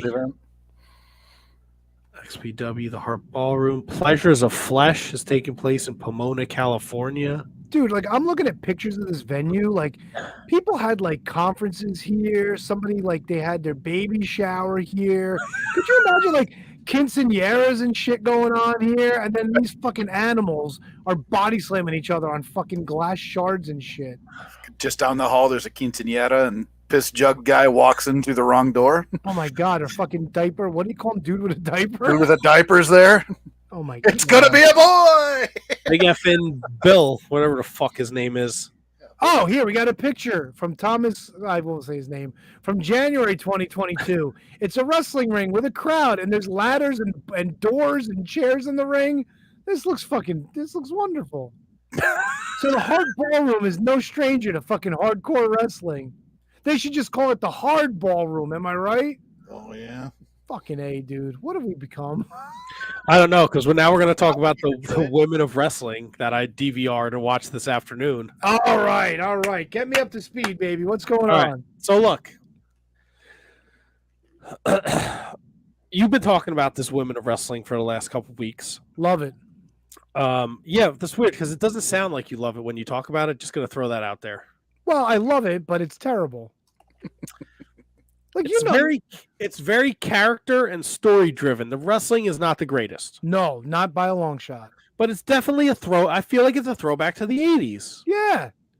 Do you like that after every match somebody's got to grab a microphone and tell a story for 20 minutes? I got none of that. Really? Yes. I got a lot of vignettes. Oh. Okay. Was Big right. Mother Trucker there? Oh, she was. I'm going to tell you all about Big Mother Trucker, buddy. First, we got Exile. Okay, Genesis and Exodus with Malia Hosaka. Yep. All right, they wrestled the Heavy Metal Sisters, Razor, Fury, and Harlow O'Hara. She was there as Mesmera. Fuck yeah. You know, AJ Lee does commentary, right? Yes, I do. Okay, She's so one of her the and that other guy did executive commentary. Yes.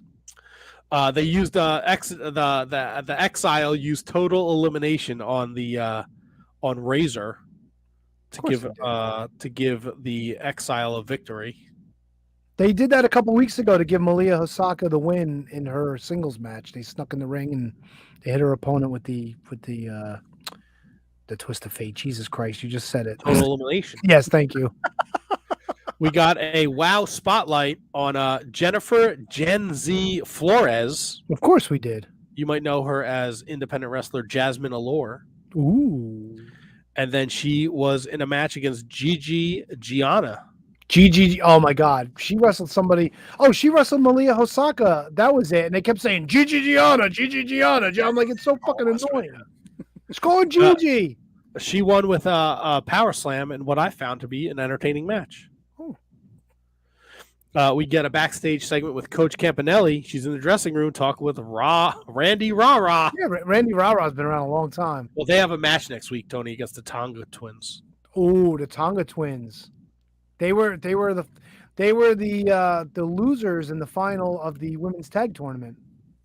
They felt they got screwed, so they're coming for those titles. We got a tape promo from Ruby Reyes. Of course we did. She did a promo. They wondered on commentary if she was the person who attacked the Beast a few weeks ago in the parking lot. Yeah, but the Beast is back. She came in. She gave fucking Dave McLean the fucking "you son of a bitch" handshake. You know what I'm talking about, Dylan? You son of a bitch. Reina Del Rey. That's Ruby Reyes. She's a big girl. She pinned Sahara Spars. Ooh, the general, the sergeant, whatever her name is. Oh no, wait, no. I'm thinking of Sparks. Never mind. Yeah. So that was fun. She's on a winning streak. This one. The Reina Del Rey. Yeah. Yeah. And then we get a nice video. I think it's the Fabulous Four. Okay, who's that? I don't know, but their car broke down, right? Oh yeah, these are the bitches that Big Rig Betty helped out. They're nasty bitches. I think two of them are the tag champs. So Holly Swag didn't have Holly Swag. Yeah. She didn't have a big enough truck to help out. So she called him Big Rig Betty, bitches. Big Rig Betty. Oh, you got tickets to that wrestling, mama? And that was what they gave her. They didn't have any money, but they gave her 2 tickets to the WoW show. And they helped out in the main event last week. And then they helped out this week. It was Jesse Jones, Holly Swag, and Big Rig Betty taking on the Disciplinarian, G.I. Jane, and Ice Cold. Fuck yeah, dude. And Big Rig Betty hit her with them monster hitters. Jones. You can't. Big Rig Betty! I have to go. Look, if we want a WoW woman on the show, I have to go through like real. It's not. I can't just DM them. I have to send like important people emails. I can't be saying things like big rig hitters.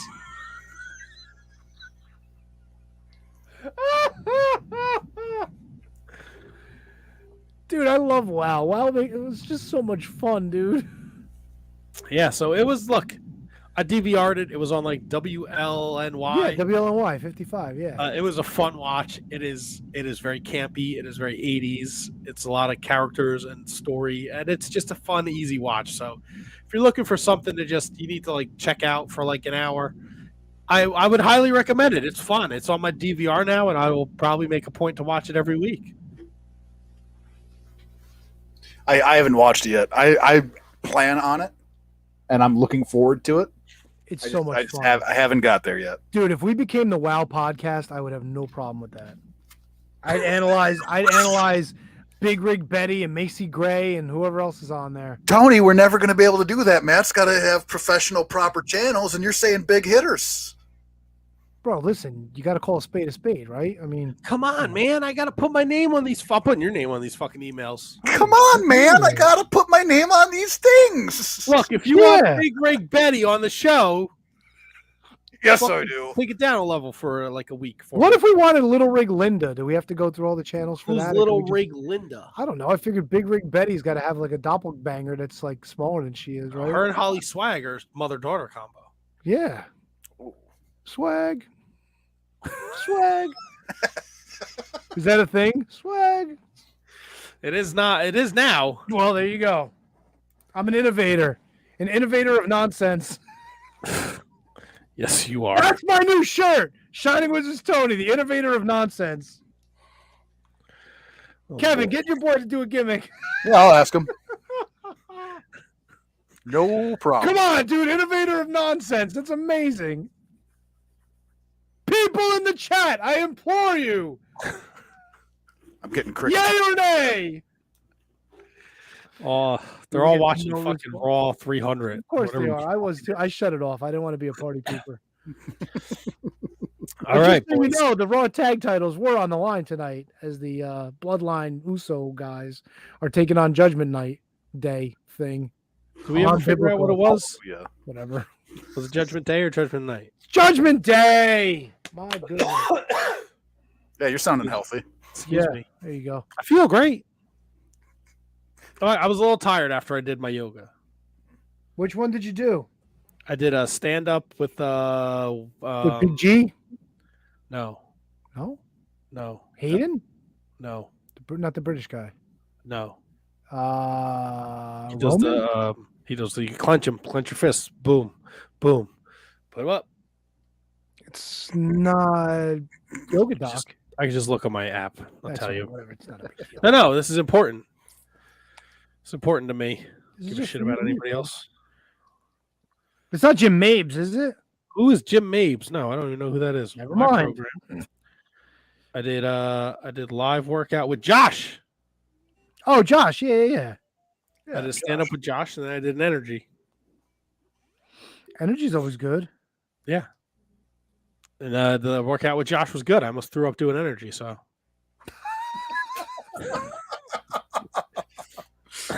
Mott Spock, the stand-up is 20 minutes. With my man Josh. Are you guys ready? Oh, yeah. Are you guys ready Ready for to a hear wizard? Kevin defend fucking Conan and fucking. Oh, I'm fucking ready. Duke and I covered this show last year on Year of Duke and Rogue podcast, man. I like this one. I'm into it. Matt, his Well, name is today's definitely the, Kevin because he's plugging his shit. What? He's definitely named Kevin because he's plugging his shit. I plugged the shit out of his shit before while you were fucking picking peanuts out of your teeth. Yeah. Leave me alone. I'm drinking my mud water. I didn't realize I was on the hook for fucking doing Lives Are Gonna Be tonight. Well, someone had to do it. I guess. And I You didn't completely were disappoint, did I? punched out, though. You're like leaning back. You didn't even have your headphones in. You're watching TV. And then you added me back to the chat. That wasn't nice. Yeah, because I thought it was time. You were gone for the whole plugs. Yeah, man. Well, it's time for our Wizards Rewind, and we're going back. Let me do the math. Oh, God, we're going way far back. What's it, 96? 96. Or 27 years ago today. Oh, my God. This was 96?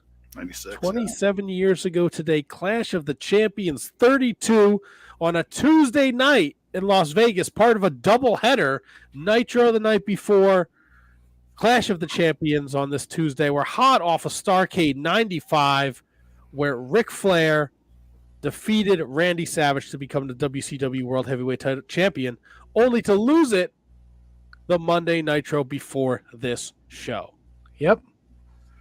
We get a big if you want to watch along or you're looking to watch the show, it's under Clash of the Champions on Peacock, Season 9, Episode 1. Go fuck yourself, Peacock. Yep. It's a fucking pain in the ass. Yep. The show opens with a great recap. Savage beats Flair for the title. Luger and Sting beat the Harlem Heat for the tag titles, even though Lex had a roll of quarters in his fist.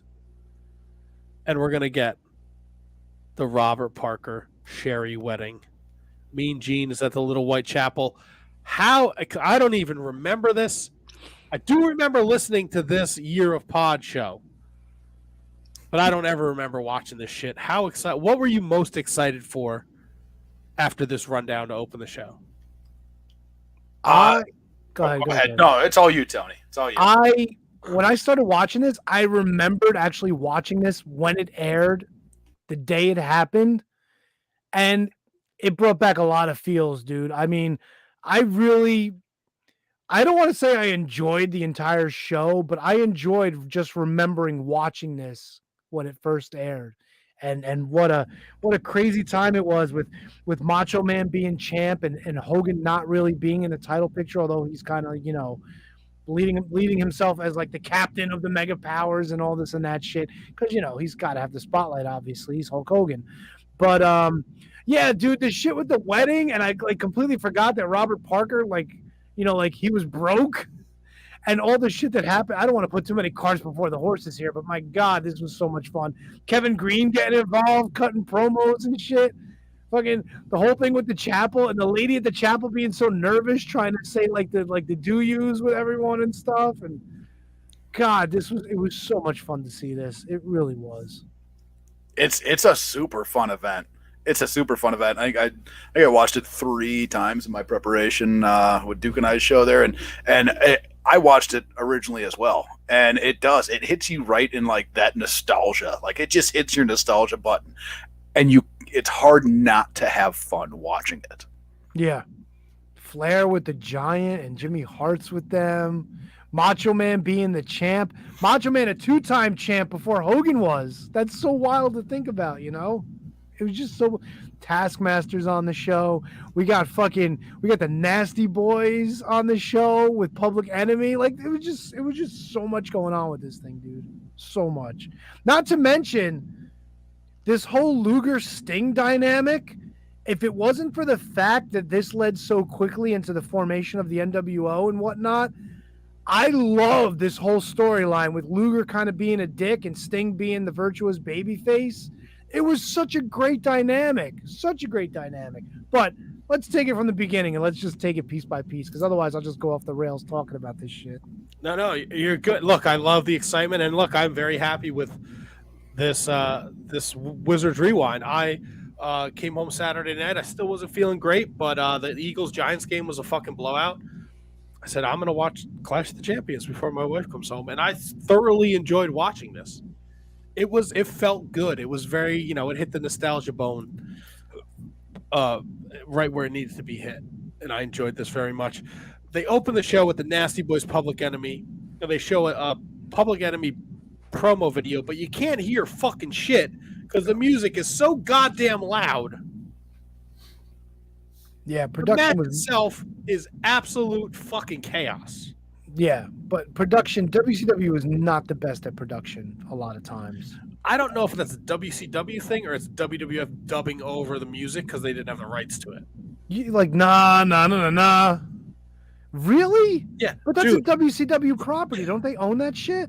It's a good question. Yeah, it's a good point. I don't know. You know what I'm saying? Like when they bought the library, didn't they also buy like the CDs and like that was on like some of the one of the WCW like the music CDs, whatever they call them. Yeah. Or maybe it's just another song that Miss Monet is going to rip off. Dun, dun, dun. Jump, No, tell me that's not the fucking music they play when New Jack comes out on the WWE Network. It's not. Sounds just like it. Yeah, but that one's got Banjos? it's got a lot of whistling in that one, like Like that old cell phone gimmick, that Monet.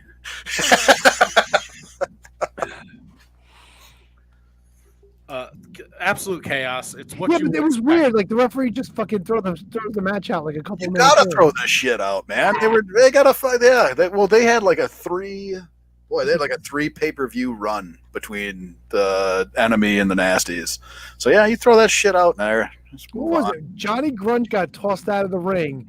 Who was it? Brian Knobbs just fucking launched the table at him over the top, and then he followed him out and started hitting him with the table. That was not a table. That's like the fucking door you were complaining about 2 weeks ago that people are fucking using all of a sudden. No, they actually put him through a table. One of them Yeah, brought it out wasn't a table. traditional table that we were used to seeing with them coming from. No, it was clearly cut. You ECW. could see the cuts in the bottom of the table, and they fucking put what's his nuts on there. He waited. Nick Patrick waited till the table door was in the ring before he called it. I think that was just an like ugly ass table, you know? Because there's tables that we're used to nowadays, and then there's like these old fucking battle axe tables that you couldn't fucking break if you put 700 pounds on them. Yeah. But it was definitely cut. You could definitely see it was cut when they fucking put what's his name on there when Rock was going up to the top. I liked it. I thought it was a lot of fun, this match. It was silly. It was 4 minutes. It was silly. It's quick. Yeah, I'll tell you what, they jammed a shitload of shit in this fucking show. they really did. We got a Super Brawl commercial right into Ric Flair promo. With the giant. Woo! He doesn't say giant, Tony. He doesn't say. You said he says giant. He doesn't fucking say giant. Ric Flair doesn't say giant. He says with the giant. Woo! Woo! We got a lot of commercials during this show too. We got fucking McDonald's. We got karate fighters. There was a ton of shit advertising that they left in the show. It's pretty wild. Snap into a Slim Jim. We got some Slim Jim commercials. There was a Tootsie Roll commercial. Yes. 66% less fat than regular chocolate. When did the Giants stop talking like this? That's how he talked. When he was first in, that's how he spoke. Yeah. They wanted him to be menacing, and I don't think it was until he joined the NWO where it kind of dropped that weird kind of, I guess, delivery almost. It was weird because you can tell that Hogan coached him in his promos, even when before he joined like the NWO, and his delivery is very Hogan-esque, even as a heel when he was still doing the, those Dungeon of Doom promos. It was not a good promo. No. Well, nobody's ever accused Giant of being a good promo. Yeah, I was Ric Flair cut his promo, and I was like, all right. And then they gave the mic to the and I was like, oh no, what's he saying? Well, that's where they fucked, right? Because you got to give it to the let him do his bullshit. Oh, Hogan! I don't know what the fuck that was. That was bad. And then you give it to Ric Flair. So you got Hogan, me and the That's what they got to do. But they fucked that up, and they left on the who's just he's going to flop every time compared to Ric Flair. But especially here, if you put him after Flair, it's just bad. It's just bad. I was excited to see that they played off a storyline from Saturday night WCW, setting up the next match with Dean Malenko and Das Wunderkind. Yes. I thought it was a fine match, but there were spots where they were like working together, and then there were spots where there was like a third person in the ring with them, and there was extra, like they just seemed off. I don't know. Well, don't forget, Alex Wright was also pretty young at this point too. Yeah, he was only like 20, 21, something like that at this point. He's very young. I love Alex Wright. I think he could have been so much more than what he was. One of the things I'd love to get your opinion on when it comes to Alex Wright, he has just these long fucking legs, and they put him in right? Oh man, he's like the German HBK, but they put him. He's got the short trunks, right? Yeah. Don't you put the long trunks on him? Visually, I think it helps, and they're just plain short trunks. He's got these long ass fucking legs, and he's got to move to a little bit more power, right? A little bit more power in his moveset than the flying around. I think there's so much more that he could have been.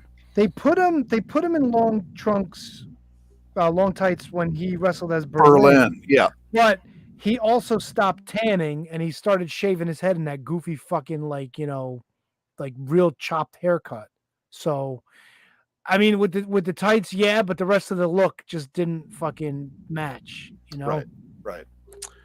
Do you think he was a victim of the NWO? I think a lot of people were around this time. I think a lot of people were. Right, like you look at what they did in '96, and I know Kevin, you did the whole year of pod, watch along through the whole year. Like we're cycling in One Man Gang, and you're seeing Jim Duggan and VK Wall Street, and all these kind of older guys. But you're also seeing like Conan, DDP starting to establish himself, the cruiserweights. Like I feel like Alex Wright kind of would fit right in there, but then the NWO just blows up. And he eventually is lost in a shuffle, and he has to come back with a gimmick. Yeah, he was definitely lost in the shuffle, and I think that there could have been some. He was never a promo.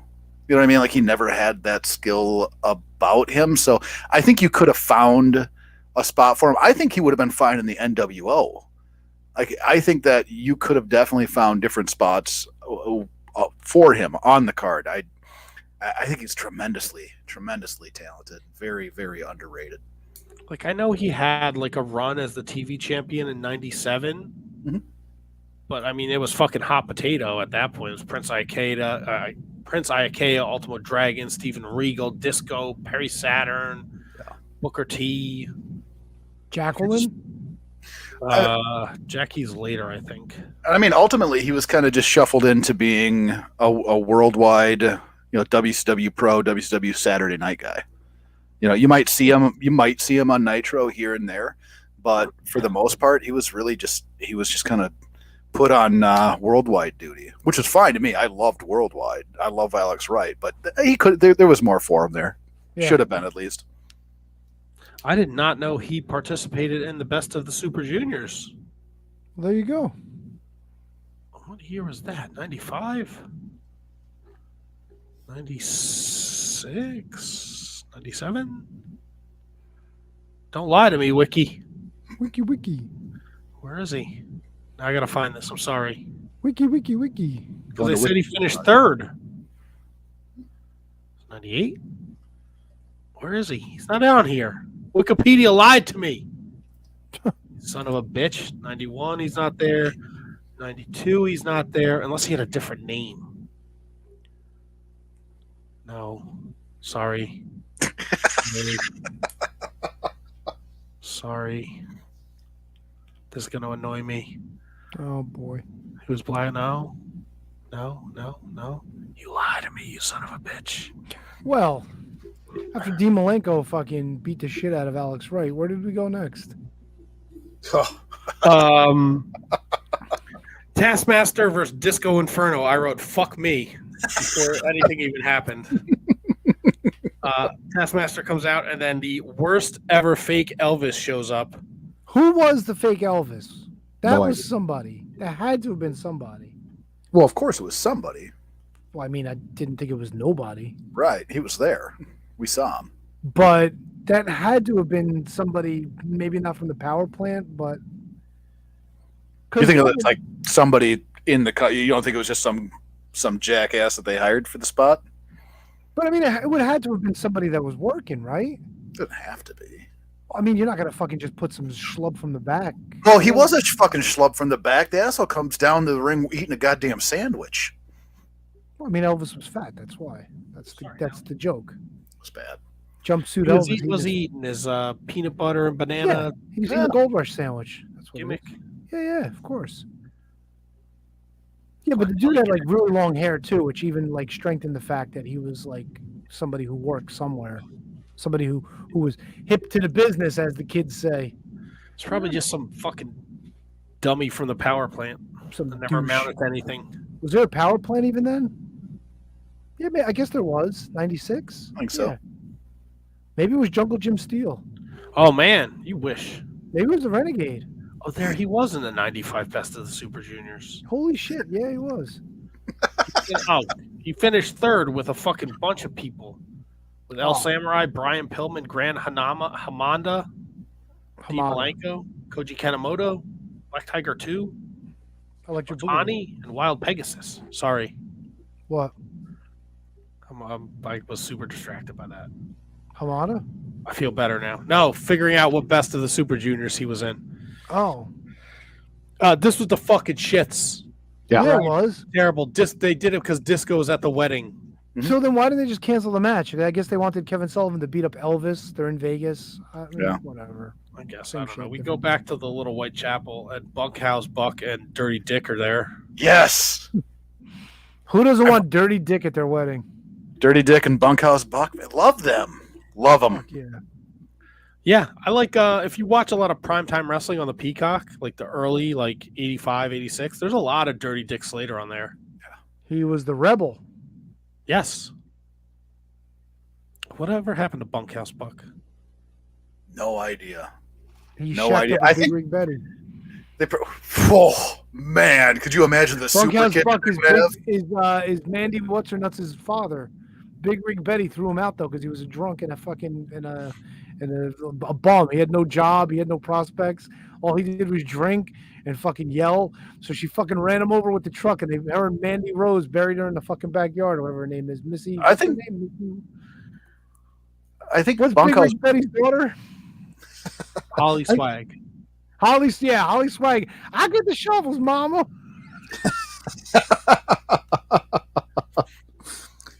I think They hired Ted Schlesinger to help him dig a fucking hole to put Bunkhouse Buck in. Bunkhouse was just as big, I think, a victim of the whole NWO as anybody else. Because him and The whole Dirty thing Dick, was, man. Yeah, him They and Dirty had to Dick were pivot a away great from tag so team. much.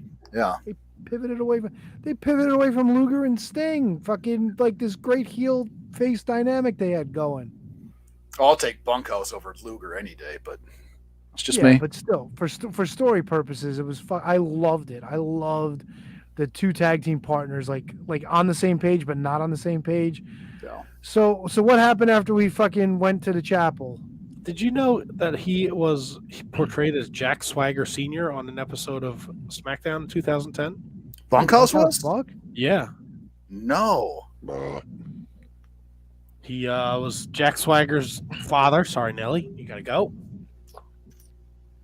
And Jack Swagger left him to be chokeslammed and tombstoned by Kane. He returned in September and was again left by Swagger to be attacked by MVP.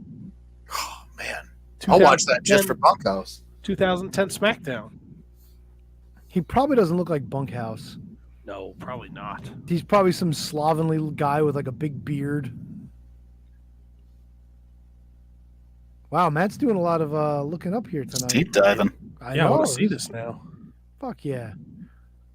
So what happened? Like, Oh no, he does not look like fucking Bunkhouse Buck at all. What's he look like?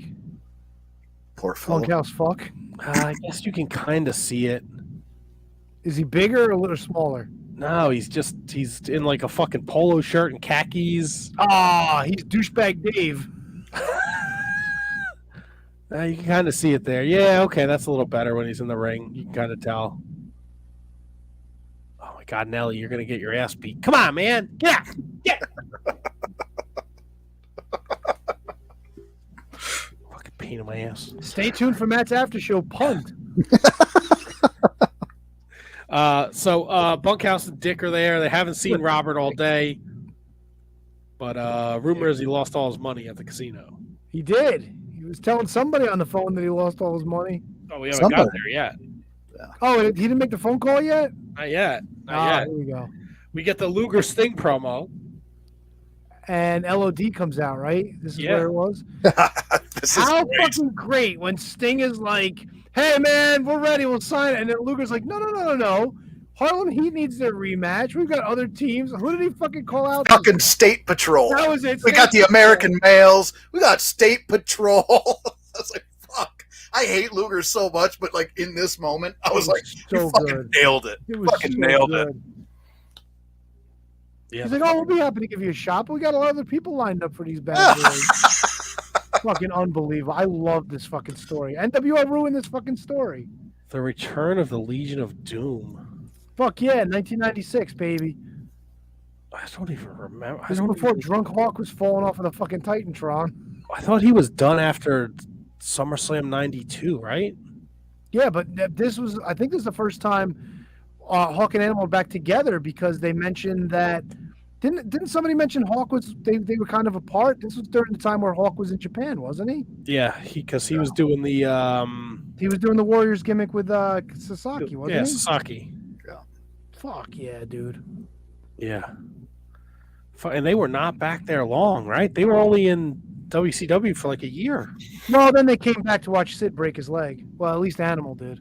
Well, Animal yeah, came back a lot later, but yeah, it was a short return for them, and they went back to the. Well, because fucking Luger wouldn't give him a title shot. What were they going to stick around for? That's a good point. Can't even fucking hop State Patrol. That's trouble. Jesus, dude. according to Wikipedia, they left over a dispute with Eric Bischoff. The pair made claims that Bischoff promised them a second highest paid contract as well as separate contract from Japan. No, something he which didn't. he denies remembering. No, he didn't. There's no way Eric Bischoff promised the fucking Legion of Doom that. Come on. Even I know that, and I don't know Eric Bischoff. Well, it looks like we're full-on collision with Luger, Sting, and the Road Warriors, but not before we catch up with Mr. Wonderful, Paul Orndorff. Oh, broke neck Paul. Jesus Christ. Look dressed like a fucking shoe salesman. Bro, it's fucking 80s Paul Orndorff, dude. That's what he wears. His fucking polo shirt, his jeans, and It's 1996. I was gonna say it's 96, Tony. It's Paul Orndorff. Do you think did Arn Anderson update his wardrobe for the 90s? No. Why would you expect it from Paul Orndorff? Let's be honest. it is Come on. funny. It is funny that he makes reference to the Vader situation, that little sit down interview that he had. Yeah, the gorilla, the 400-pound gorilla, Getting And sucker, Gary sucker punched. And Gary Spivey. who just happened to be in the crowd. That was Fuck yeah. awesome. Yeah. Yeah, fuck yeah, really? Fuck yeah. Fuck yeah. I don't know about that. This fucked up he was done after this, right? Did he ever come back?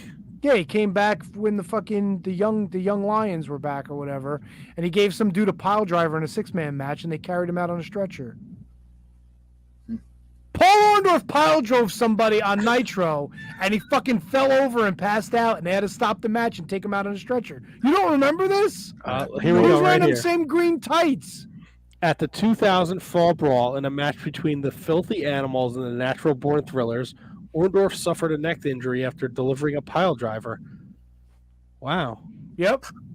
I don't remember that at all. You're I'll be welcome. getting to see that pretty soon here. Yikes. So Orndorff's pretty hot because the Horsemen beat him up. Yep. When they put him in a neck brace. He told Pillman that he was offered to be a horseman and he didn't take it. And then Pillman, respect and all this other nonsense. I'm from the old school. Yeah. Back to the Little Whitechapel. We find out that Mr. Robert Parker is late for his own wedding and he lost all his money. That's where he takes the phone call. Now, did we see Sherry's feet sticking out the limo yet, or does that come later? Not yet. Not yet. Not yet. Parker's talking to his fry pie. His fry pie. Side pie. We get Brian Pillman, Eddie Guerrero. This is the infamous "What the fuck are you doing?" which they don't edit out on the WWE Network. No. And here's something interesting. Watching this back, I don't know why Heenan got as hot as. I mean, I get he got hot, but it didn't look like Pillman was going for Heenan. Pillman was just putting bodies in between him and Guerrero. No, You know what I'm saying? No. The way I saw it, dude, I don't know what you were watching, but I think Heenan might have panicked a little bit. Pillman was acting. He was acting a little bit more over the top Pillman than I think he was up to that point, at least in his career. Yeah, he was off his. He was getting to be real loose cannon. He was really starting to find that kind of out there type of character that he would start to portray. But when he came out and rolled through and grabbed, he just grabbed Heenan. I thought he just kind of grabbed the jacket and was just using him as a shield to pull in front of Guerrero. The jacket. It was bad, man, and it was well known that Bobby did not. He was worried about his health, and it was well known. You don't touch Bobby at this point, and that's a line I think that even knowing the character that he was portraying, I think you don't cross that line. Do you get the feeling though after it happened that Pillman sort of felt bad the way he was acting? Like, I get it. Like he was jaw jacking with Eddie a little bit, and Eddie was just kind of pointing and making motions. But the way Pillman was carrying himself, I think he was just trying to kind of trying to tell somebody to tell Heenan, sorry, my bad, like didn't mean to do that? Yeah, I mean, potentially. It was just That was the impression I got. Like he was trying to be like slick about it, but I think he honestly may have felt bad for what he did in the moment, you know? and I think that this could have been a very good match, but he was really out there, and him jumping in and out of the ring so much, it was hard to get into the match itself because of all the shenanigan bullshit. Yeah, well, that's the other thing too. Now you got Bobby Heenan wandering around ringside, so now everybody stands up because they think something's going to happen. Well, that and the fucking pro that he is too gets back on the mic, puts the headset back on, apologizes for his language. He was ready to walk off, though, dude. He was heading up the aisle, and he thought better of it, and he came back. Right, but then he still cheers on Pillman in the mat. You know what I mean? He's such a fucking pro. Yeah. Yeah, and this is really that time where that loose cannon gimmick really starts picking up steam, because it's just that month later he does the "I respect you, Booker Man," and then he shows up like, yeah, he got Bischoff to actually release him from his contract and fucking just walk away from the company. it wasn't. When was Super Bowl 7? Super Bowl 7 was February 11th. February 17th, he showed up in ECW Arena. Yeah. Yep. Fucking crazy shit. The match was, again, to your point, I feel like the stuff outside really took away from the match. They tried to do the best they could. Pillman wins with a handful of tights. Yep. We get a Hogan, Savage, Kevin Green promo. I'm annoyed that they come out to Hogan's music instead of Macho Man's, because he's the fucking champ. Yep. And then, boy, they brother it up. Holy Brother. shit. Dude. Brought the Packers, dude. I think that the tally was like 14 brothers and 7 dudes or something like that. But this promo is bad, and they talk about Liz at the. I'm taking Liz out. Well, I'm taking Liz. Like all of a sudden, everybody gets to have a turn with Liz. That's not. Well, from what I've heard about Liz, that's not exactly far from the truth. Unacceptable, Tony. Unacceptable. Yeah. You can't do that, man. You can't just. No. Even Hogan, the Hulkster hits the Macho. Oh, we know you can't handle it, brother. Right. The that Kevin was Green's fucked up, right? Man. And Macho Man just goes, "Ooh yeah." She's not a goddamn pail that all these guys just get to fill up. Unacceptable. I don't know about that, Broham. And look, I mean, WCW rehashing the fucking secret weapon bullshit. Oh, well, I watched She this didn't before. do shit. Like She didn't do shit. She wouldn't do shit till much later on. Am I correct? Yes. She So did look it's pretty. the- She did look pretty sweet, though. Yeah. You know, she did. dainty little Liz was all grown up here. She took the twins out to play. I was impressed. I was impressed with the old girl. Were you The old battle axe. were you impressed with Sting and Luger against the Blue Bloods? You know, I was okay with this match. I like this match. Even though Luger almost kills Eaton? Look, he's Luger. You think he was gonna fucking be 5 stars in the fucking Tokyo Dome? Dude, fucking Bobby Eaton comes off the top rope and Luger's supposed to catch him and he just fucking drops him on his head. Yeah, well, you know. I like the Blue Bloods as a tag team. Love them. Can love them. It was good Another shit. fun It was match. good This shit, show yeah. is full of a lot of fun, fun matches. We're back to the chapel. Oh my God! Wait, just the interaction between Sting and Regal to start the match too. Fucking great shit. When Regal's in the corner, he's like, "Get him off me!" Yeah. Unhand me! Unhand me! He's a fucking. Regal's jest. the epitome of a serious wrestler getting comedy in there, but intentional comedy. He's so good at it. So good at it. We're back to the chapel, and par for the course in WCW. We're gonna hit the race. Harlem Heat wants hot wings, and Sherry finally arrives. It doesn't. Oh, Mean Gene fucking walked. Wait, no. Was she still in the limo? Mean Gene walked her down the aisle. That comes later. That's my bad. Yeah. This is the part where she's a. You didn't tell me you gambled. So it's like, oh fuck you, fuck you. We get a Brian Pillman promo next. He's got his nipple cut out. He's yelling to Bischoff. He can say whatever he wants. It's live TV. It's a fucking. I couldn't get it together because he's wearing that. Why you got your nipple? Like why is that cut out? And that it's like a nursing shirt for dudes. What the fuck are we doing here? But then you got no problem with the happy hand jobs on NXT showing both of their nipples. I mean, come on, dude. That's part of the attire. This is a fucking t-shirt. It's a full t-shirt that he cut just the fucking nip out. Like he's gonna breastfeed somebody. Maybe he was. Ain't gonna be Bobby. Oh, he cuts a promo and he just yeah. Bischoff is not feeling it. No.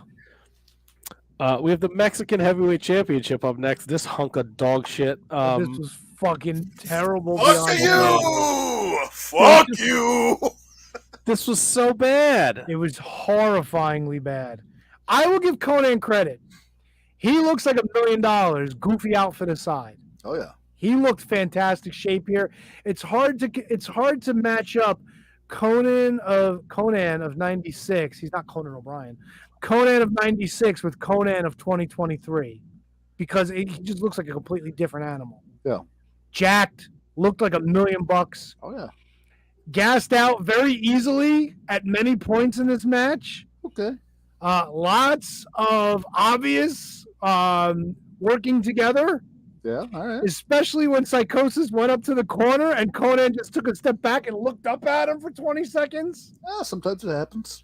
Lockups 5 minutes into the match. Not uncommon in Mexican wrestling. Not uncommon in Mexican wrestling. It's only uncommon if you keep going to stalemates. Once somebody gets a definitive advantage, you can't go back to lockups anymore. You just can't do it. Hey, it's not the fucking 50s, dude. Yeah, it's not uncommon in Mexican wrestling, Tony. Whatever. And what was that fucking suplex off the top where he hooked his feet and then he climbs up and then he just lets himself down? Get on the fucking ropes, jump off, you idiot! You gotta jump off the top rope. Come on, why is he on the corner then if he's not gonna do something else? It was like wasted time and motion. That was a sweet ass German suplex, Tony. Yes, but you follow it up with a fucking elbow off the top or something, dude. You don't have to. And he had something better coming up. You don't have to worry about that. The other thing that killed me too, Psychosis gets advantage, shit cans Conan, and then does the dive through the ropes, and then Conan's the first one to get back in the ring and fucking take him back over again. The fuck are we doing? Hey. And then the coup de grace. Let me put your left hand in and put your right hand in and put your left leg in and let me flex a little bit. Oh, he tapped out? Oh, well, whatever. What the fuck was that, dude? It's called the fucking Ziploc, Tony. The Ziploc. Yeah. You're goddamn right. Ziploc this fucking bag You'll put your bag right in there with both hands and the fucking leg. What are you going to do when he gets you to left? Your arms are fucking done. Your legs are done. It was a 1, 2, 3. It was a submission. It was fucking everything. That move, I'm shocked there's nobody out there doing that move because it's fucking beautiful. I'm not. You know what? I am shocked. This seems like something right up a GCW wrestler's alley. Oh, piss off. Piss jug guy ain't got shit. I could see Schlack doing this in the main event of an XPW show. Watch your mouth. I will say this. The match, sloppy, right? Sloppy as hell. Yep. But. Oh, here we go. But.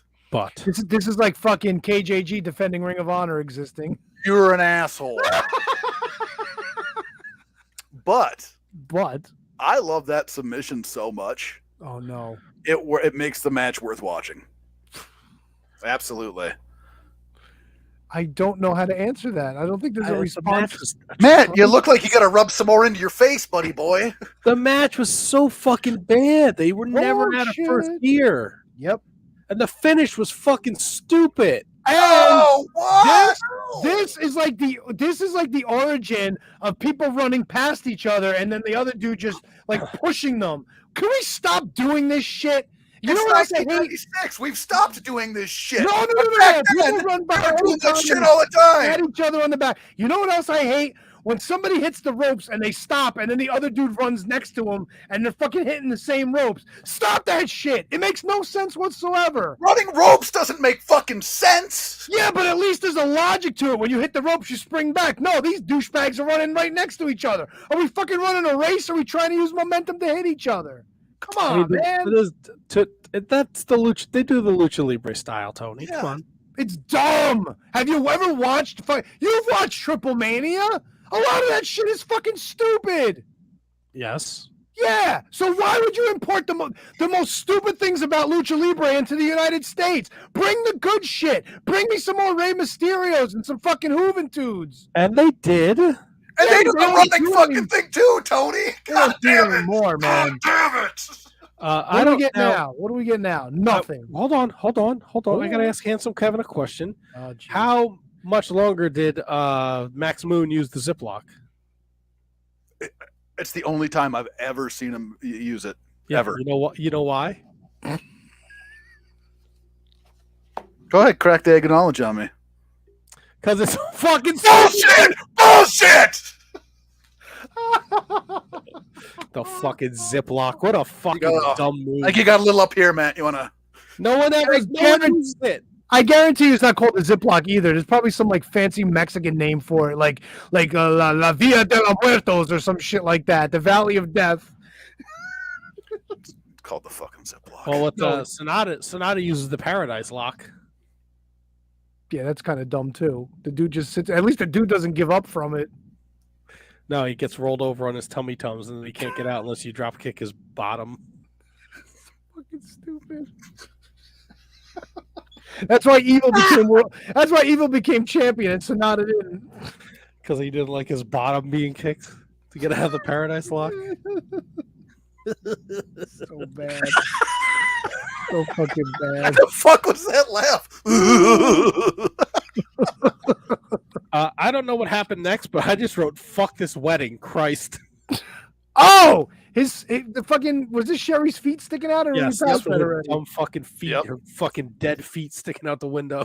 And she's fucking giggling too, and she's got like one shoe on. Like, what the fuck were they going for here? I just didn't get it. I was so fucking over this, like fucking 20 minutes ago. She was probably preparing herself for that big hog from Colonel Rob Parker. I heard them fucking Welsh boys got some fucking big units on them. Low key big hog, but guess what? Guess what, buddy? What, buddy? I don't know when that I stopped. I literally wrote "fuck this wedding," Christ, and then I got the main event. So I don't know when the whole wedding falls apart. Oh, so at some point Medusa shows up because I guess she was the side piece. It's she's fry pie, but it's perfect because they're in the wedding. Gina's still stirring it up, right? He's doing a great job trying to keep on driving. Yeah, he's that it's wedge. so nice of you to still marry him, even after he told you he lost all his money gambling. Yeah, who and you're she's like, talking "What are you to on the talking phone." about?" Dude, when Colonel Robert Parker first gets there and he has no money and he can't pay the cabbie and the guy keeps fucking honking the horn and Mean Gene's like, "Will you stop with the horn?" Put that cigarette out. So they're doing the paperwork. He says he's Colonel Robert Andy Parker, which I thought was fucking hilarious. Andy's not Andrew, he's Andy. But they switched the camera switches and they show that. Okay, so this is all here. Yep, they show the motorhome in the background while Sherry and the rooster, Colonel Robert Andy, are getting married.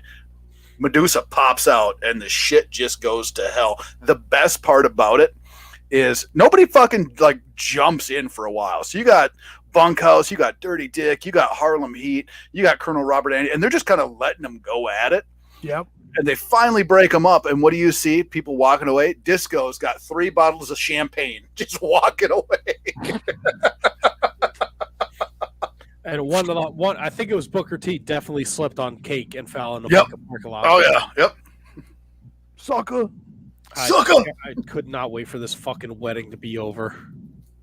It was fun. It was fun filler for the show. Oh my god, it's too much filler.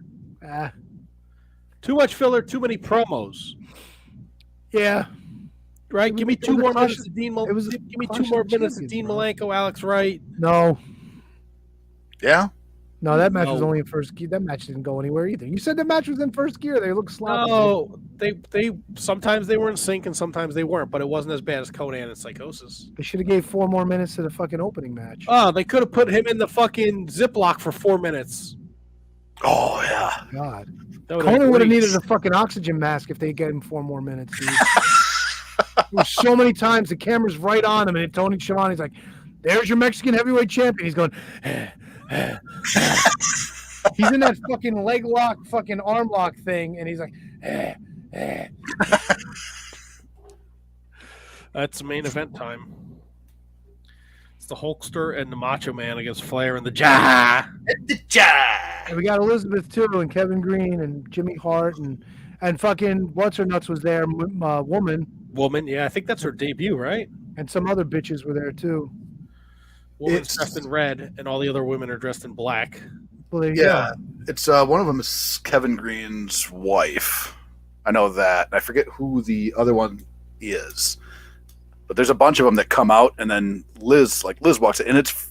I hate this because Buffer acts like it's a goddamn surprise, Buffer sucks dicks. and he goes, "This is unbelievable." No, Buffer it's is- fucking not. They wasted Nothing so we're much gonna be money there. bringing this fucking hand job in for all these announcements. He's fucking terrible. He doesn't know the product. I don't know who's giving him these scripts, if he's going off script to try to fucking make it sound better. He is fucking awful. He's Yeah. awful. Yeah. Why not leave it to the fucking regular ring announcer? What's wrong with that? Nothing. Absolutely nothing. Oh, it's got to feel big because it's fucking Vegas and all this other. No. Michael Buffer, no, never. You hear it? Never. Look at his face. Never Michael Buffer for fucking wrestling. Never. Who? Never. Michael Buffer, never for wrestling. Get this shit off my face. Thank you. I wrote, I hate WCW Hogan. Like Kevin Green gets in the ring, and then Ric Flair gets on the house mic, and he's like, "I can't be responsible for hurting you if you lose the Super Bowl." Yeah, just stupid shit. Whatever. I guess this was a big deal in '96. Yeah, it's the Giant. It was a showcase for the Giant. That's what it is. That's what it is. What did Michael Buffer? He survived the fall off Fuck of him. I wish he would fucking fall off the roof too. Fucking retard. Sorry. Sorry. No, you're I know- good. I know that's offensive to people, but he's fucking stupid. Flair ends up hitting Savage with a foreign object. Go off the roof. Fuck off. I don't. Yeah, fuck you. Take your fucking 25 G's and go home, you fucking douche nozzle. So no, Mike, you don't want to talk to Michael Buffer. No. Why? Did you book him? No, but Oh, if you book him, I'll talk to him. yeah. Yeah, I'll talk to anybody. I don't give a shit. Will you tell him you think he's He's a fantastic fucking guy, and he's the greatest ring announcer of all time. You know how I roll. Well, that's no fun. Yeah, it is, because you all fucking wait for me to snap, and then it never comes, and you're all disappointed, and it's really funny for me. I throw you under the bus every chance I get. I know you do. Dave Hebner thinks I'm the fucking, like, the most awful person in the world. Yeah, and I told Trevor Murdoch you said he eats his own boogers. Yeah, well, that was you fucking lying cock. Lion cock, I roar! fucking love Trevor Murdoch. This guy, yeah, you know, one of us says you eat your boogers. I wonder who it is, Tony.